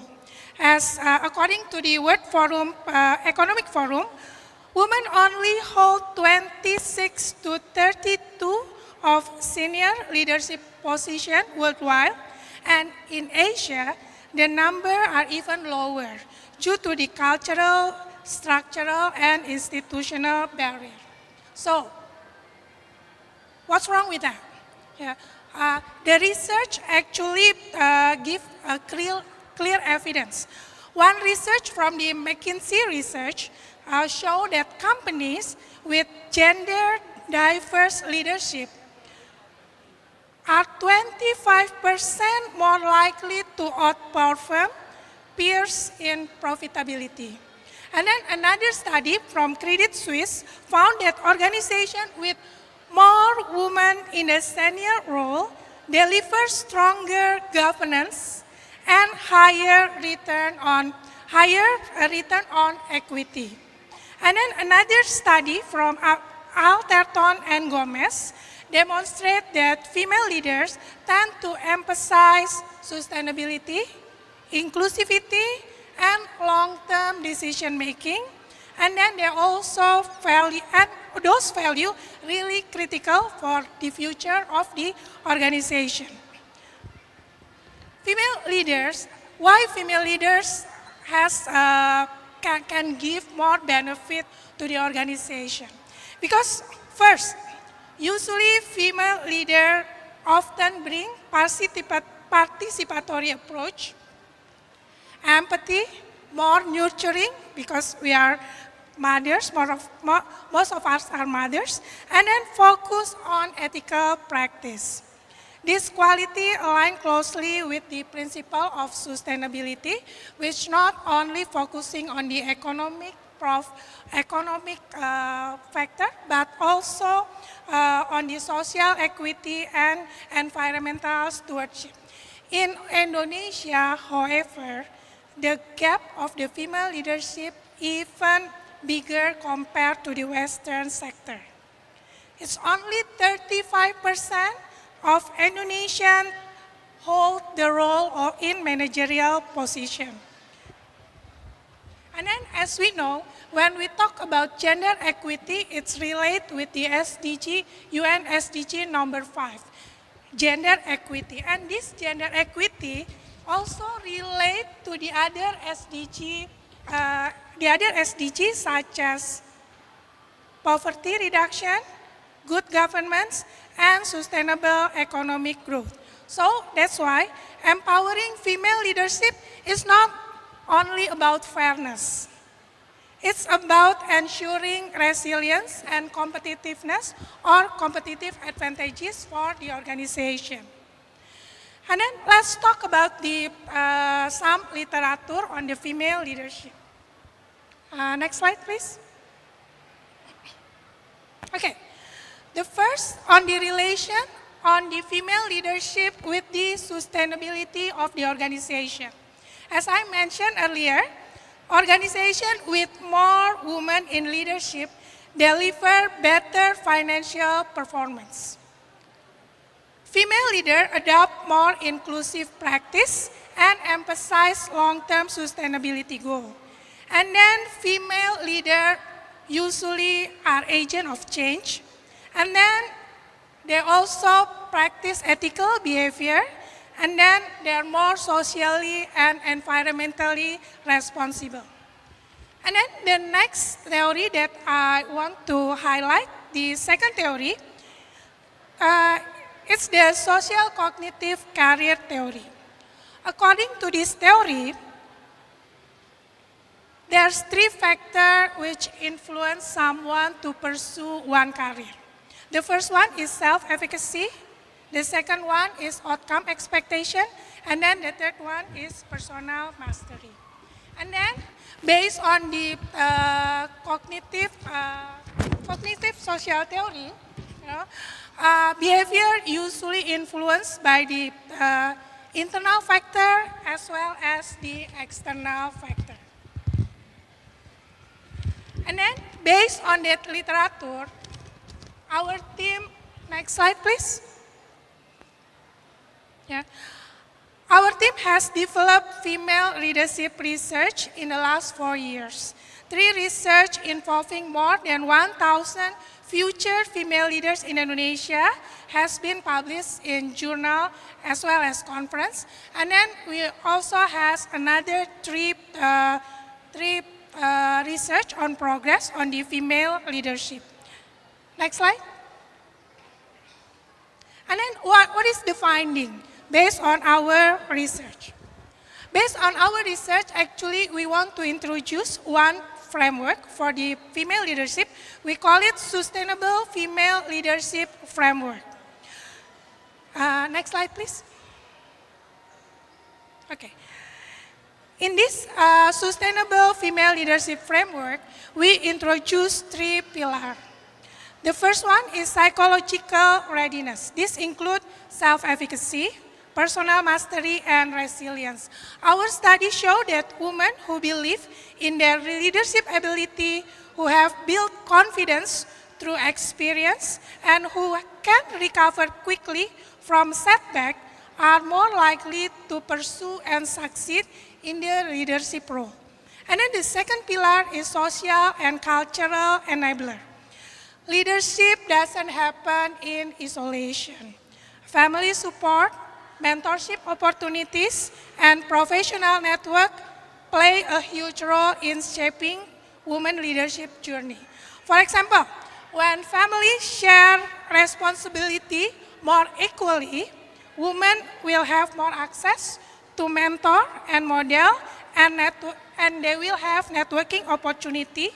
And so with that, they will have a social capital for their advancement. And then the third pillar is organizational and policy structure. Even the most talented and determined women, they face barrier if organizational systems are biased and rigid. So that's why, based on our study, inclusive policy such as flexible work arrangement, gender-sensitive promotion criteria, that's maybe the one that we have to introduce when I try to promote my subordinate. And then leadership development program for women are essential.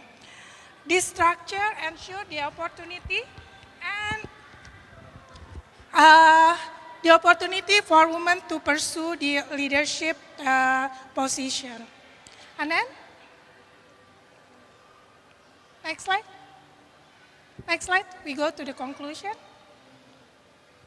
Okay, so to conclude, ladies and gentlemen, empowering women in leadership is both morally duty as well as strategic necessity.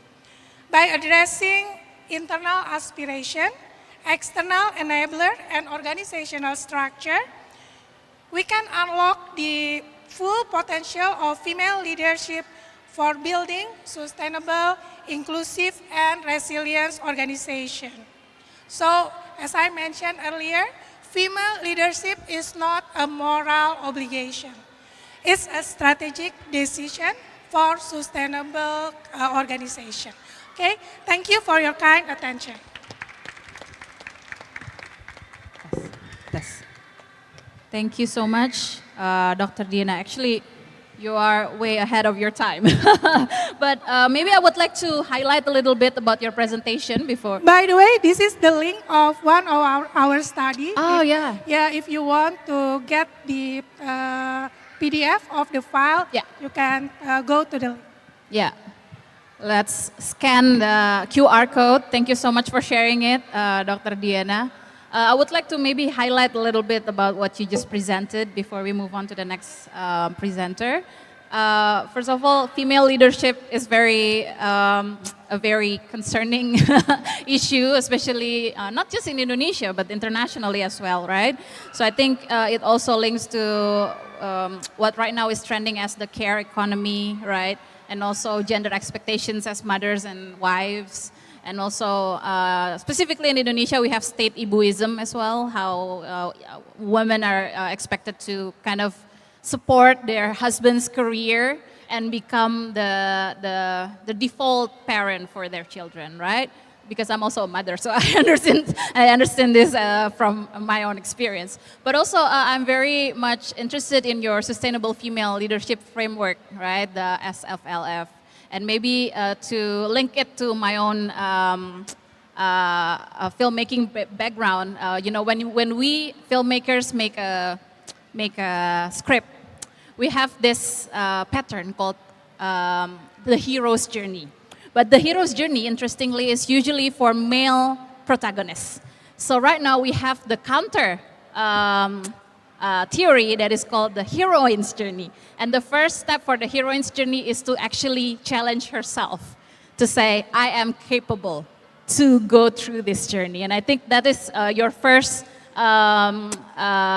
factor of the SFLF, right? To tackle the internal psychological capacities first. So I think this is a very interesting research. So please, ladies and gentlemen, if you would like to scan the QR code one more. And let's give a round of applause one more time to Dr. Diana. And we will move on to Dr. Nisa. Please, the stage is yours. Thank you very sorry. Thank you very much for the moderator for the time. I'm sorry guys, today I'm not really 100%, so probably you can see, like, you can hear my voice is a bit merdu. And I might use, like, you know, all of the prompter on my left. Thank you very much. Good morning. I think it's already good afternoon. Yeah, good afternoon everyone. Assalamualaikum warahmatullahi wabarakatuh. First of all, I would like to express my gratitude and appreciation to Professor Junaman Abraham, Vice Rector of BINUS, and Professor Fatwa Firdaus, Chairman of E4, for their presence and support. I would also like to extend my warm greetings to all respected colleges, fellow presenters and audience members. It is a pleasure and an honor to be here today to share my work with you. Today I will be presenting on the topic double trouble when hunger meets obesity in Indonesia. So, and I hope this session will be insightful and meaningful for all of us. Next, please. So before we dive deeper, let's take a moment to understand the public health issue that is currently affecting many countries, including Indonesia. This slide highlights what is known as the double burden of malnutrition, a condition where undernutrition, such as stunting, wasting, and micronutrient deficiencies, coexist with overweight, obesity, and diet-related non-communicable diseases. In Indonesia, this is a growing concern. We are seeing children who are stunted but also overweight, and adults who suffer from both nutrition deficiencies and chronic illnesses like diabetes or heart disease, often within the same household. This issue affects individuals, family, and entire populations. And it doesn't just appear at one stage of life, but continues across the life course from early childhood to old age. Understanding this double burden is key to addressing the broader health challenges we face as a nation. Next, please.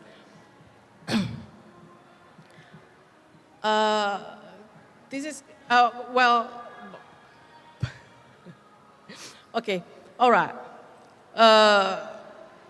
Because I thought I'm going to hold, I can control my own presentation, so well, that's fine. Okay, so to better understand how this double burden is affecting people in Indonesia, we analyzed data from a large longitudinal data long-term national survey. It calls the Indonesian Family Life Survey, or IFLS. So this survey was conducted in 5 waves. 1993, 1997, 2000, 2007, and 2014. So the yellow, in a yellow circle, this is a number of children, adolescents, and adults combined, included in the analysis in every wave. Can you please tap? Tap, please. Click, next. Yeah, so this is the old, yeah, the green light, that's the all of the observation, so it's quite big. So the observation is 105,820 total observations from the 42,537 adults. And for the children and adolescents, it's, the observation is big as well. So we can see that this is like a robust analysis. Next, please. So this is the map of the data collection site included in the IFLS.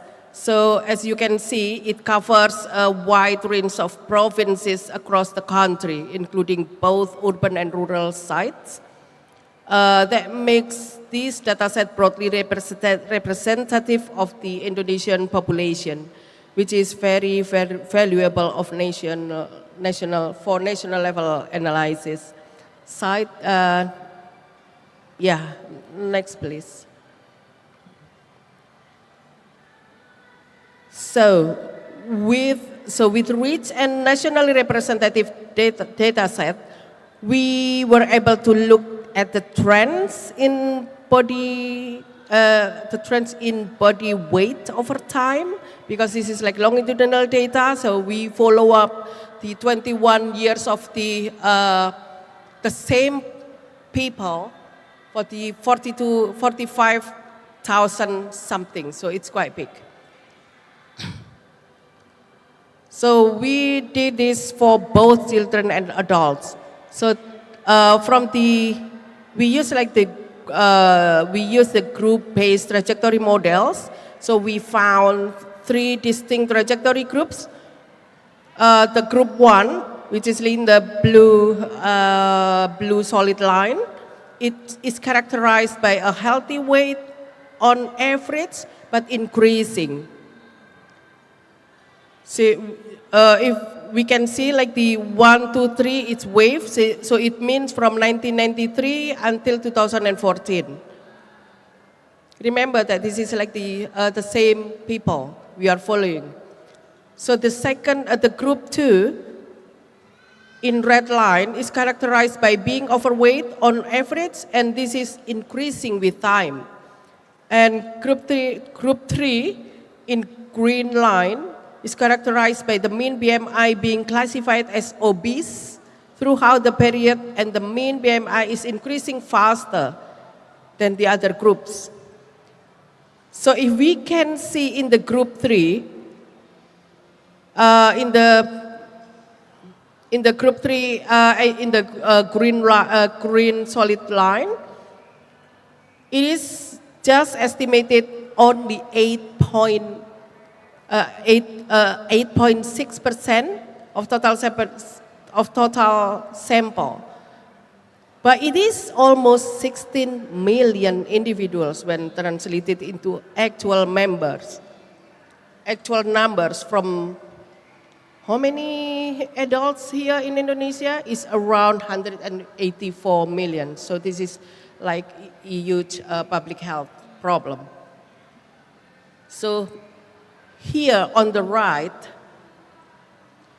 if we can focus on the group 3, so the toppest, and we can see in the blue solid line, that's the youngest cohort. So what's clear is that younger generations, especially those born in 70s to 90s, are gaining weight much faster over time compared to older generations. So not only are more adults becoming overweight or obese, but this shift is happening earlier and faster in younger adults. So this is a worrying trend, especially for the future health in Indonesia's working age population. Next, please. So the next is in the children and adolescents. It was found 4 distinct trajectory groups. So group 1 is characterized by the mean BMI Z-score being classified as moderate underweight throughout period. And group 2 is characterized by being normal on average and increasing slowly. And in the red solid line, that's the group 3, is characterized by the mean BMI Z-score being classified as normal throughout the period, but increasing faster than group 2. And the last, group 4, in orange, is characterized by being overweight at the beginning of period and shifted to being obese. And we know that our government right now is currently focusing on the group 1. So how much is it? So our government focusing on the 11.7% of the groups, while we have like even bigger. The group 3 and 4, that's the overweight until the obese. So special attention to group 4. Although it is estimated only 5.6% of them, it is almost 4 million. 4 million when translated into actual numbers from around 66 million of Indonesian children and adolescents. New Zealand, a whole country, is only have 5 million. And we have affected children, it's almost equal with the New Zealand whole population. Next, please. So we can see that more children and teenagers are becoming overweight or obese over time. But this isn't only about their personal choices or responsibility. Food systems are complex. And the reasons behind overweight and obesity are not just about individual choices. They involve many layers from our families, schools, the school industry, media, even way of cities are built. Because all of these factors are connected, finding solutions are also complex.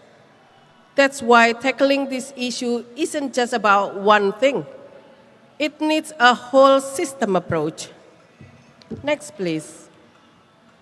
When we talk about diet, we need to understand that food is not just about nutrition, especially in Indonesia.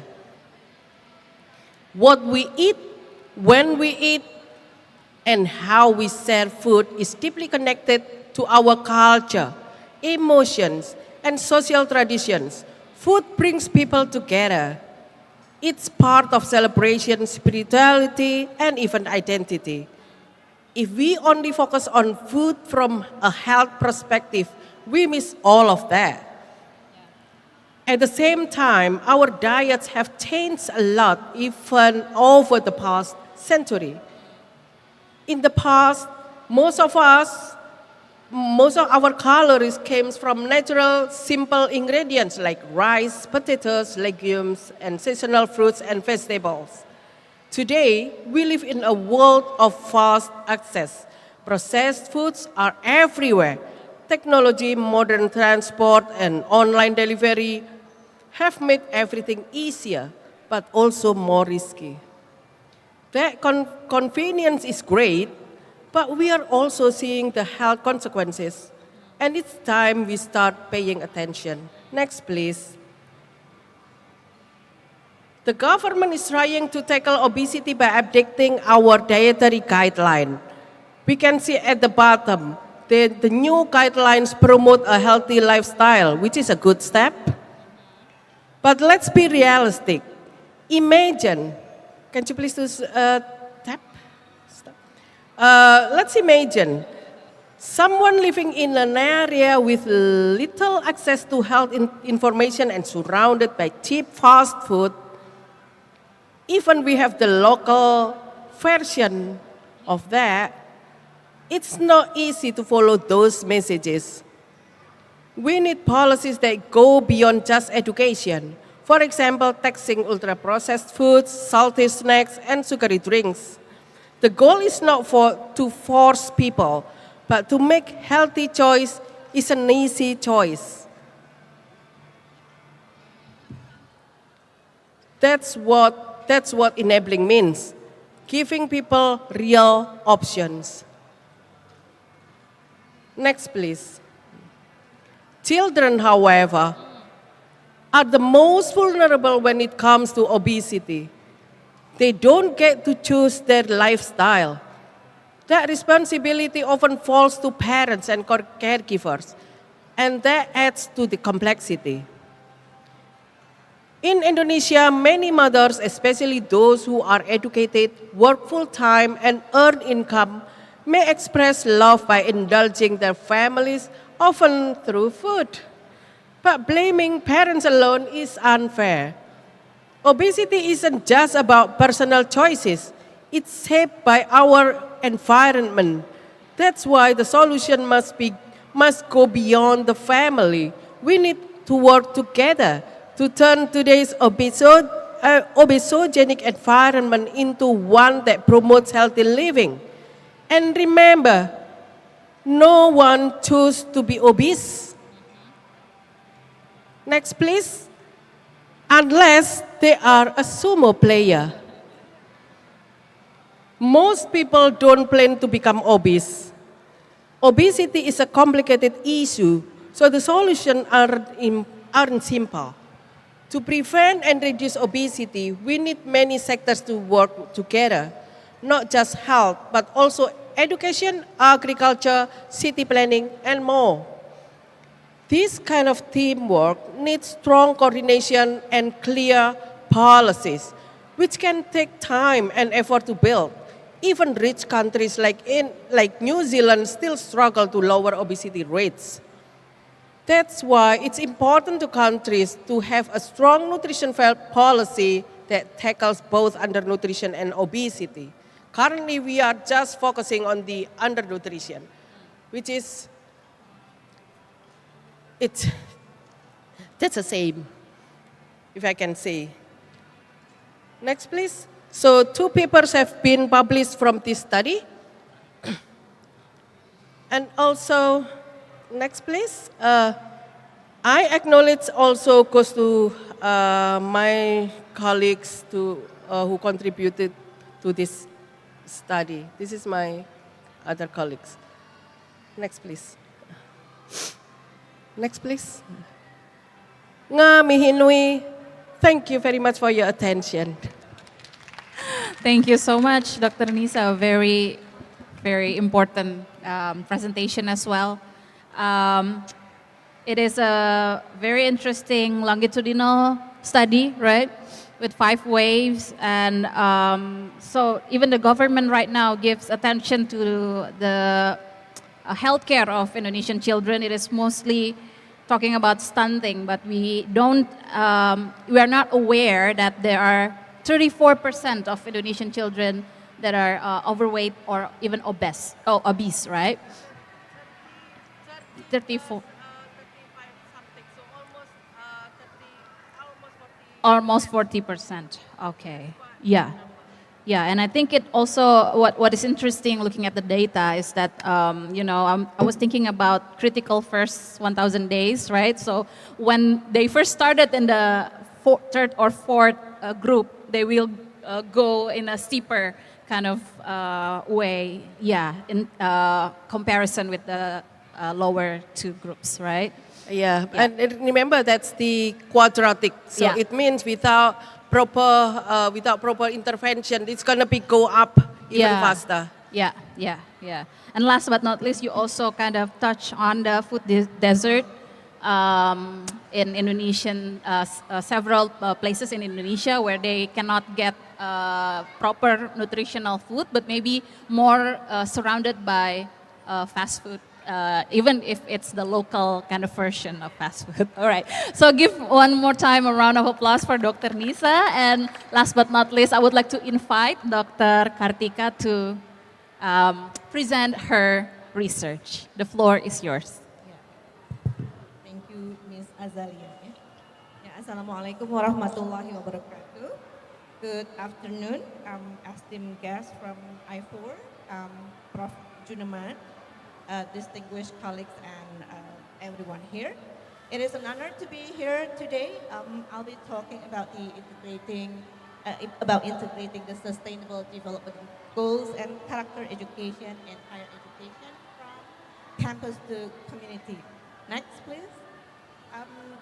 I'll begin with a brief overview of the key aspects of the SDGs. Next is university engagement in the SDGs. Then from there, we'll dive into the part of the discussion, how universities can actively contribute to the SDGs with a special emphasis on combining SDG themes with project-based learning and character education. And finally, we will look at learning and community service approaches that are rooted in the SDG values, examining how education can extend beyond the classroom and into the communities we serve. Next slide, please. All right, next, please. We can skip it. Okay, next again. So we can speed up. So, four aspects of the SDGs. The first one is universal, that SDGs apply to every country, not just developing nations, and we all share responsibility for sustainable development. Next slide. And none of the 17 goals stand alone, yeah? So it is interconnectedness, poverty, education, health, climate, and peace are deeply linked. Progress in one area can drive progress in others or setbacks if neglected. Yeah? And the interconnectedness requires us to think in systems and collaborate across sectors. Next, please. Yeah. The next aspect is the transformative. In the transformation process, the primary thing that must change is the people. And the main asset for change in organization is its people. Higher education plays a key role in transforming individuals and advancing society. And the SDGs provide a framework for this transformation.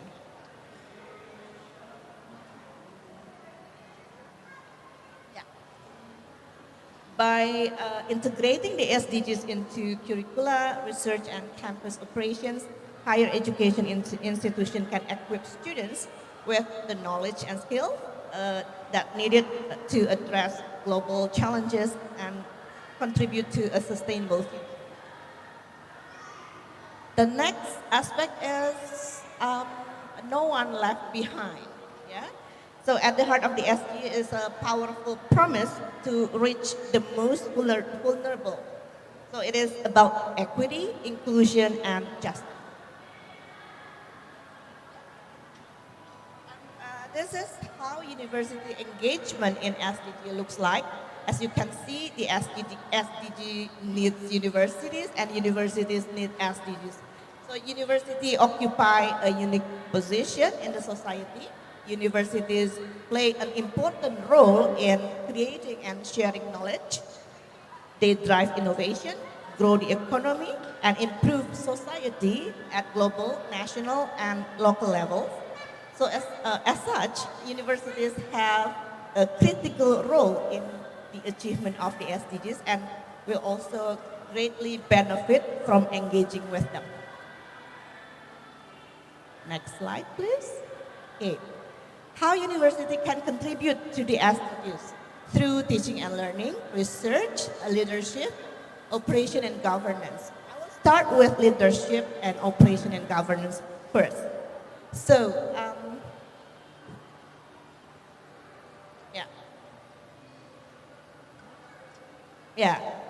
mobilization and collaboration needs significant leadership and support to bring all stakeholders on board, build their capacity to understand and implement SDGs and facilitate conversations, mutual learning, and partnership between different sectors. And as you can see there, BINUS University is committed to support the SDGs as can be seen through the rector's decree. Yeah. To effectively support the sustainable development goals, university must embed sustainability into their core operations and governance structures. Next. Yeah, now how to integrate the SDGs into curriculum. This is the teaching and learning part. So there is no right way to integrate SDG in education. A good start is to map existing efforts before identifying areas for further contribution. And SDGs were designed to be interconnected, so we don't view it as in isolation. Next, please. Yeah, how to begin with? We start by thinking backward. Yes, we call it a backward design framework. So backward design is a method of designing educational curriculum by starting with the end goals or the desired results first, and then planning backward to create lessons and assessments that lead to those outcomes. So we determine what our students will achieve, yeah, or the learning outcomes, and then how will we know that they have achieved the outcomes? That's the assessment, and how will they learn through the active learning activities and materials? Next slide, please. And we also need to align with the skills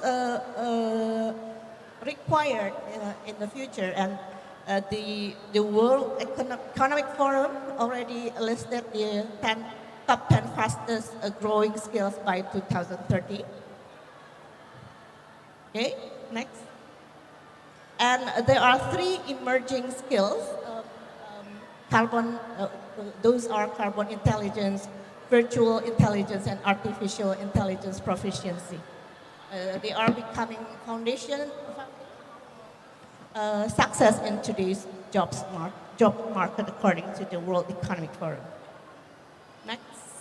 And BINUS University has these graduate attributes. Yeah? Graduate attributes are the qualities or skills that graduates should acquire during their time at higher education institutions. Next. Yeah. Here I will present an example of our practices at Character Building Development Center, CBDC BINUS University. So we integrate the SDGs and project-based learning into teaching and learning in character building classes, starting from the even semester, the academic year 2023-2024. Yeah. So I used an example of character building civics. Yeah. So this course aims to prepare students to become responsible citizens, develop their nationalism, and act as global citizens by developing these 3 graduate attributes: social awareness, adaptability, and collaboration skills. Yes, please. Next. And here are the learning outcomes. As I mentioned earlier, that we think backward, so we determine the learning outcomes first. And as you can see there, there are graduate learning outcomes and course learning outcomes, and there are also sub-course learning outcomes. Yes, next. Yeah, the sub-course learning outcome, the first one is able to analyze data from interviews with respondents about a global issue related to SDGs, and sub-course learning outcomes 2 is for the students to be able to compose or to write a scientific article based on the mini research about a global issue related to the SDGs and recommend a solution. Yeah, next please. And these are the selected SDG for character building civics. There are clean water and sanitation, SDG 6, affordable and clean energy, SDG 7, decent work and economy growth, SDG 8, and so on. Yes, next. And how we implement and integrate the SDG and project-based learning in character building classes. First, students work in group and they choose one of the global issues related to the SDGs. And after that, they write a proposal outlining the global issues related to the SDGs that they plan to investigate. And once the proposal is approved, students prepare to collect data by observation and interview. And after that, students produce a short video, poster but not anymore, and final report. But starting from the even semester 2024 to 2025, the final report has been replaced with a scientific article. And each individual students, finally, they have to write a reflection as part of the project. Next. And here, this is an example of a poster. The students selected SDG 14 to be investigated, life below water. Next, this is the video. Maybe we can a little bit fast forward to when students observed and did the interview.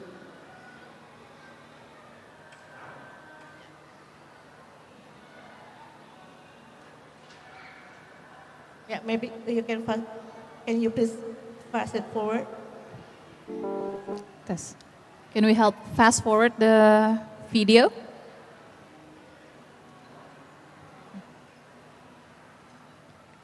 Is it? Oh yeah. Okay. Okay, next slide, please.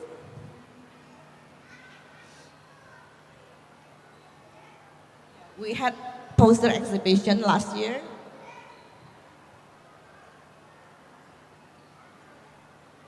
Next. Yeah, these are student reflections. Students found that by conducting the final project, it helped them raise social awareness, adapt to various situations or challenges, increase their ability to analyze and tackle global, what is it? Please, next slide. They feel they're more prepared to tackle global challenges and ready to contribute positively to the society. Next. And this practice has also, I want to show off CBDC's achievement to you all, that this practice has also been presented in the Teaching and Learning Showcase at Eduvate Monash University Indonesia last year, and we won the Best Presentation Award. All right, next slide, please. The university can also contribute to SDGs through research. Well, there's Professor Junoman here as the Vice Rector of Research and Technology Transfer. So BINUS University has this SDG research publication keywords. So all faculty members are encouraged to conduct research within the SDG teams. Next slide. Yeah.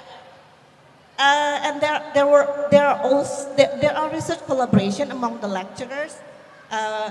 I conducted research integration of SDG and project-based learning and character building civics. Yeah. And the research findings had been presented at ICC's conference last year. Next. And this is our paper. Yeah. Next. There is also a collaborative work between students and the lecturer. Ibu Aisyah, Dr. Aisyah, Siti Aisyah Sungkilang as the lecturer supervised the students' work. They examine the socio-economic disparities between PIK 2 and Kamal Muara, and within Pancasila and SDG 11 as the basis for the analysis. And they work will be presented at the ICIT conference. Next. Yeah. Speaking of leadership, yeah, and partnership for the goals, BINUS University have leaders for partnership for the goals. There are our rector, Ibu Dr. Nelly, and then Prof. Haryanto Prabowo and Dr. Elidin, and those are just among three among others. Yeah, because partnership for the goals need leaders. Yeah, to enhance the global partnership for sustainability. Next, please.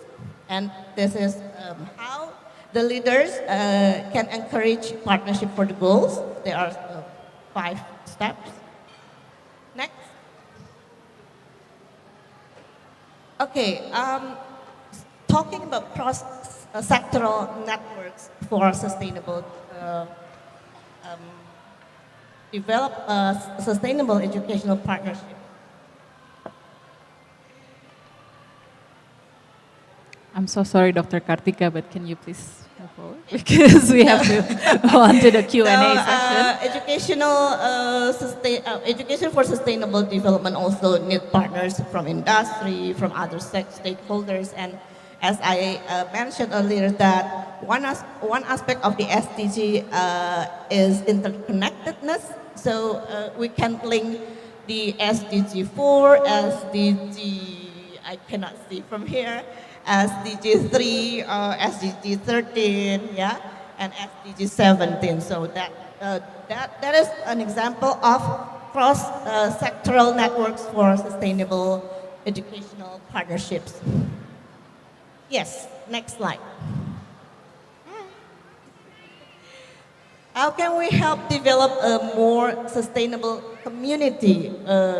We can help communities by overcoming the gender digital divide, because by empowering women and minority groups so that they can improve their digital skills, and also through conserve energy, reduce and recycle waste, promote local food sources. And then, next please. Pollution control, support local businesses, develop and use public spaces, storytelling, financial literacy, raise awareness in your community. Next slide. These are the example of community activities that we do. In the middle, I did storytelling in Taman Baca Anak Lebah that was founded by my high school friend. And on the left side, there is a community, knitting community, Komunitas Merajut in Taman Langsat. It's very interesting. Next slide, please.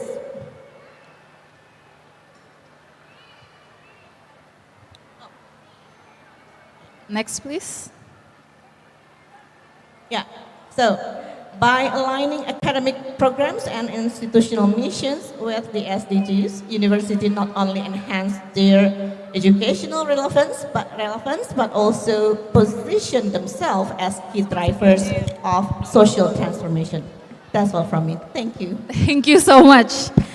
I think your presentation, Dr. Kartika, kind of draw attention to the first two as well. And I would like to open the floor to maybe just 2 questions. I'm so sorry, we only have 2 minutes. I see a hand raised over there. Can we give a mic to the lady over there? And then maybe one more? Yeah, Bapak. And Bapak over there. Okay. Okay, hello everyone. My name is Angie. I'm a student research ambassador. So first of all, thank you for all the presenters for the inspiring and insightful presentation. So I have a question for Ms. Dina. So as we talked earlier about the cultural barriers in Asia, in the Indonesian context, norms like caregiving roles for women or seniority-based hierarchy often limit the leadership opportunities. So how do you see these cultural practices being reframed to actually empower the female leadership? That's all, thank you.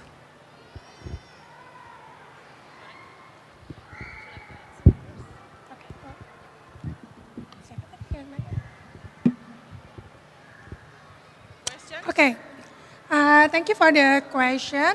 I think when we talk about female leadership, yes, it is still a very big challenge in Indonesia, especially when we talk about the double role of female as first, of course, as not the head, the manager of the household, and then at the same time, like it or not, currently maybe only few people, few households can depend on the income from the male side. currently, because of the condition, somehow female also need to contribute to the income of the family. However, yes, the gender challenge in Indonesia is still there. Sometimes, even though because I face this in the private sector, when actually we saw the opportunity of this female employee, to raise to the top. However, because of the family situation, so sometimes they have to ngalah ya, I might not pursue this because it will give conflict to the family, especially when the role offer is higher than the male counterpart. Yeah, so sometimes they have to, maybe I will give the opportunity to my husband to raise further. That still happened in Indonesia. However, due to the economic situation, currently we saw that more and more male, they realize that sometimes their counterpart has a bigger opportunity to raise to the top. So currently I saw more and more female go to the top level of the organization, because I think, yes, we actually female has a natural skill as leader, because we are as mother, we have to manage our income, and then we have to raise our children. So somehow naturally we are a leader, But and now actually lately I saw more and more female, especially in the university, in the education sector. I saw more and more female hold a higher position. However, in the private sector, that's still issue. In the education sector, maybe because of the time needed to spend outside is less than in the private sector, so it's more and more female leader in the education sector. But in the private sector, there's still challenge, So we still have homework for that. But knowing the, if you look back, can you identify who the most clever student in the class? Usually female, right? But when come to the career, because of many things, the one who end up in the top usually male. So we are not talking about the potential. Yeah, we talk about the opportunity. So, but however, nowadays I see more and more female, use that opportunity, and more male become more understandable. Yes, my partner has a better opportunity to raise, so I will support her. So I see that situation lately. Yeah. Okay. And we can see that example in BINUS University, because right now we have a rector who is a female. So next please, Pak. Okay, thank you moderators. Yes, good afternoon. So I have the question for Ibu Dr. Kartika. Well, thank you for your insightful, your presentation in the Icobar in the mall today. So I have the question for you about this, your research about this SDG, right? Okay. And how to implementation of character building for Gen Z, student Gen Z in the university. because I have seen about your slide presentation. You say that you have the related with about SDG and students and university. Thank you.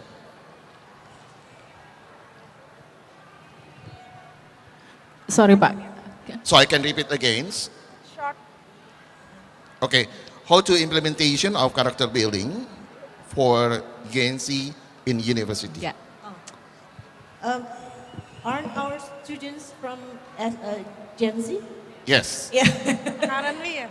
Yeah, currently yes, and that's how we integrate SDGs and character building in BINUS University. So as I explained in my presentation, that BINUS University already set the BINUS graduate attributes.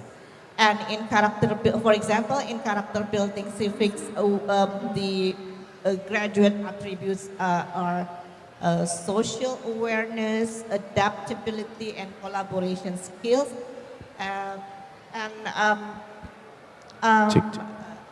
Those are soft skills. And also, by the integrating project-based learning and SDGs, students can enhance like their resilience, their respect to each other through collaborative work.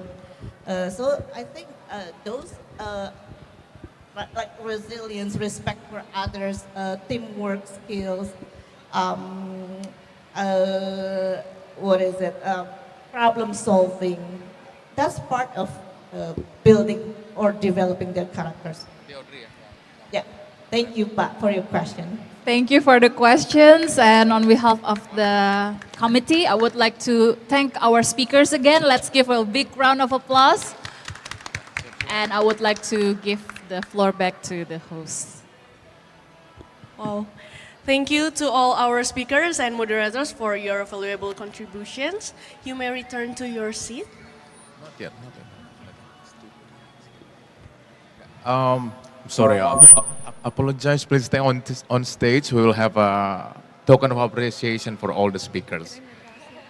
So it's been an insightful day. Yeah. Earlier, our superwoman here mentioned that more and more female, yeah, is in the leadership position. I think we can see here we have 4 all women team. Yeah. Can we give a big applause also for ibu-ibu di sini nih? Okay, I would like to invite Prof. Fatwa and also Prof.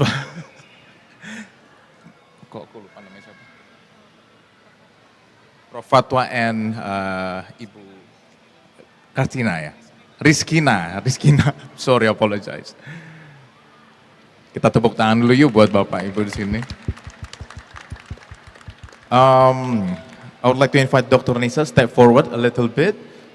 So Prof. Fatwa will give you a token of appreciation for today's contribution in Icobar Fidi Joint Scientific Forum.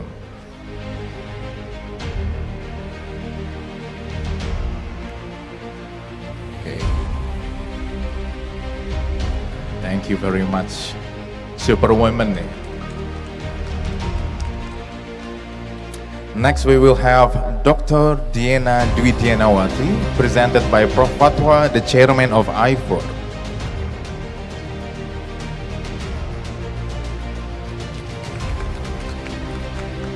Next, we will have Kartika Yulianti, PhD. Please come forward. They are presented by the General Secretary of I4.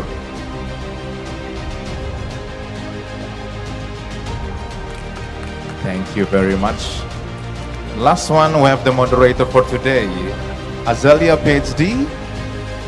Yep, thank you so much for your session, moderating the session. Thank you so much. Yep, thank you very much. You may return to your seats, but audience, guests, we will have 2 last pictures all together. Yeah, I would like to invite, yeah, please. Yeah, I would like to invite the representative from I4, yeah, to come on stage. We will have pictures all together. Yeah, Prof. Delphak Oceandi. Is Prof. Delphak Oceandi? Yes, please come on stage. Prof. Hendro Nugroho. Prof. Hendro Nugroho.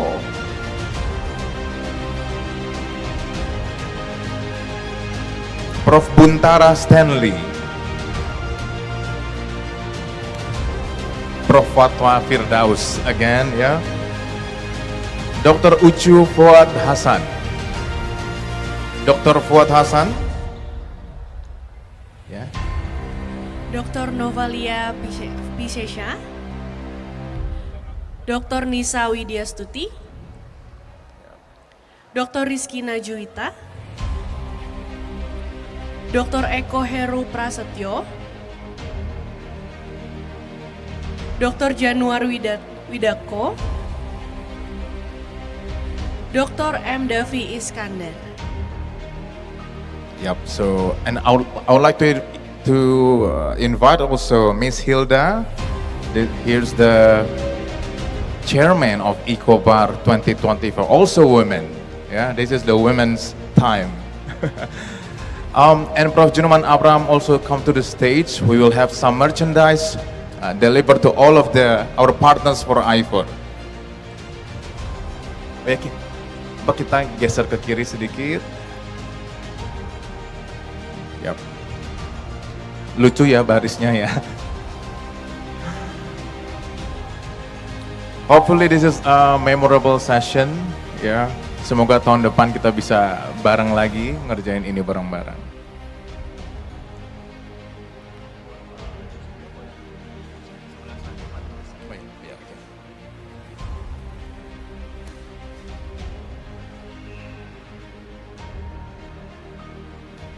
Nah, from Prof. Fatwa, thank you so much, Prof. Fatwa. Prof. Delphak, thank you.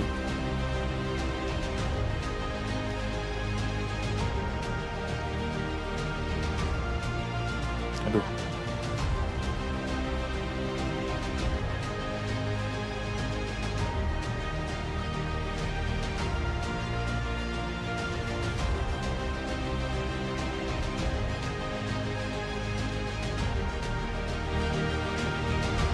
Nanti kita tunjukin ya tasnya ya, foto bareng-bareng.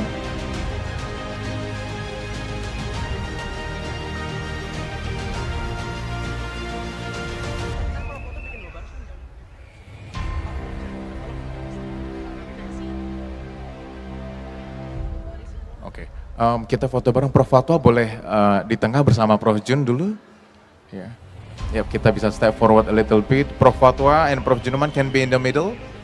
Yeah, Prof. Fatwa and Junuman. Yeah, Prof. Junuman is our Vice Rector here in BINUS University, and Prof. Fatwa is the Chairman of I4. Okay. Okay, kamera, all good? Okay, kita lebih rapat lagi seperti teman yang sesungguhnya. Ayo.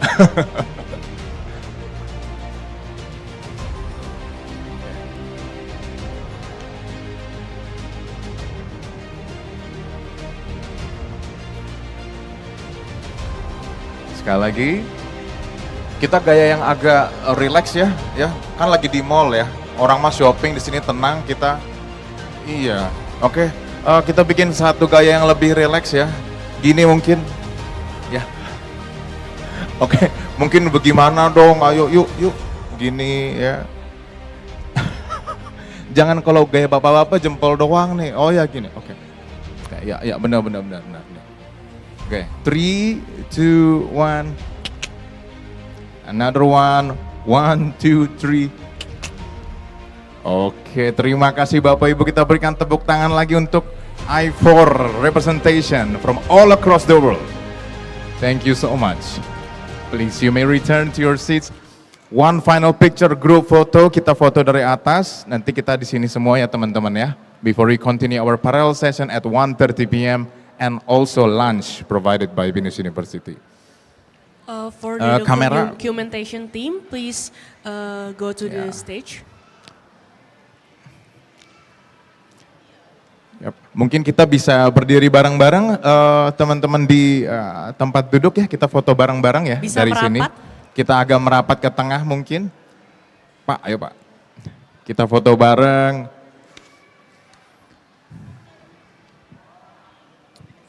Yuk. Bro, bisa ke sini aja. Bu, sini. Sip. Boleh ya udah. Sip. Kita foto terakhir bareng-bareng sini ngadep sini. Kita agak ke tengah ya Bapak Ibu. Mas Ita, kita agak ke tengah yuk. Mas Ita. Oh, oke. Maju ke depan semua. Oke. Coba kamera. Bentar. Mau diisi sebelah sana?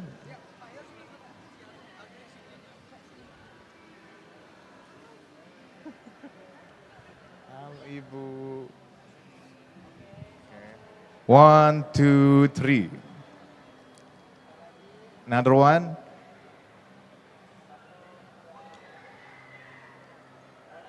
Oke, gaya bebas kali ini ya, gaya bebas ya.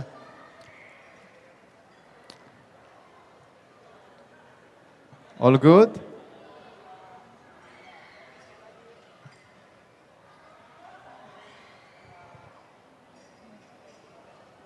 Oke, baik. Terima kasih semua. Kita tepuk tangan lagi.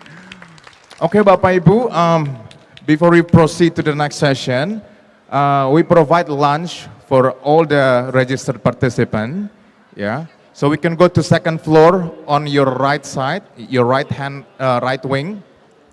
Yeah, go to second floor and we will have lunch all together with all the speakers and presenters. Thank you for everyone. And after lunch, right after lunch, we will continue with our parallel sessions. Please kindly check the program schedule and proceed to your rooms. We wish you fruitful discussion ahead.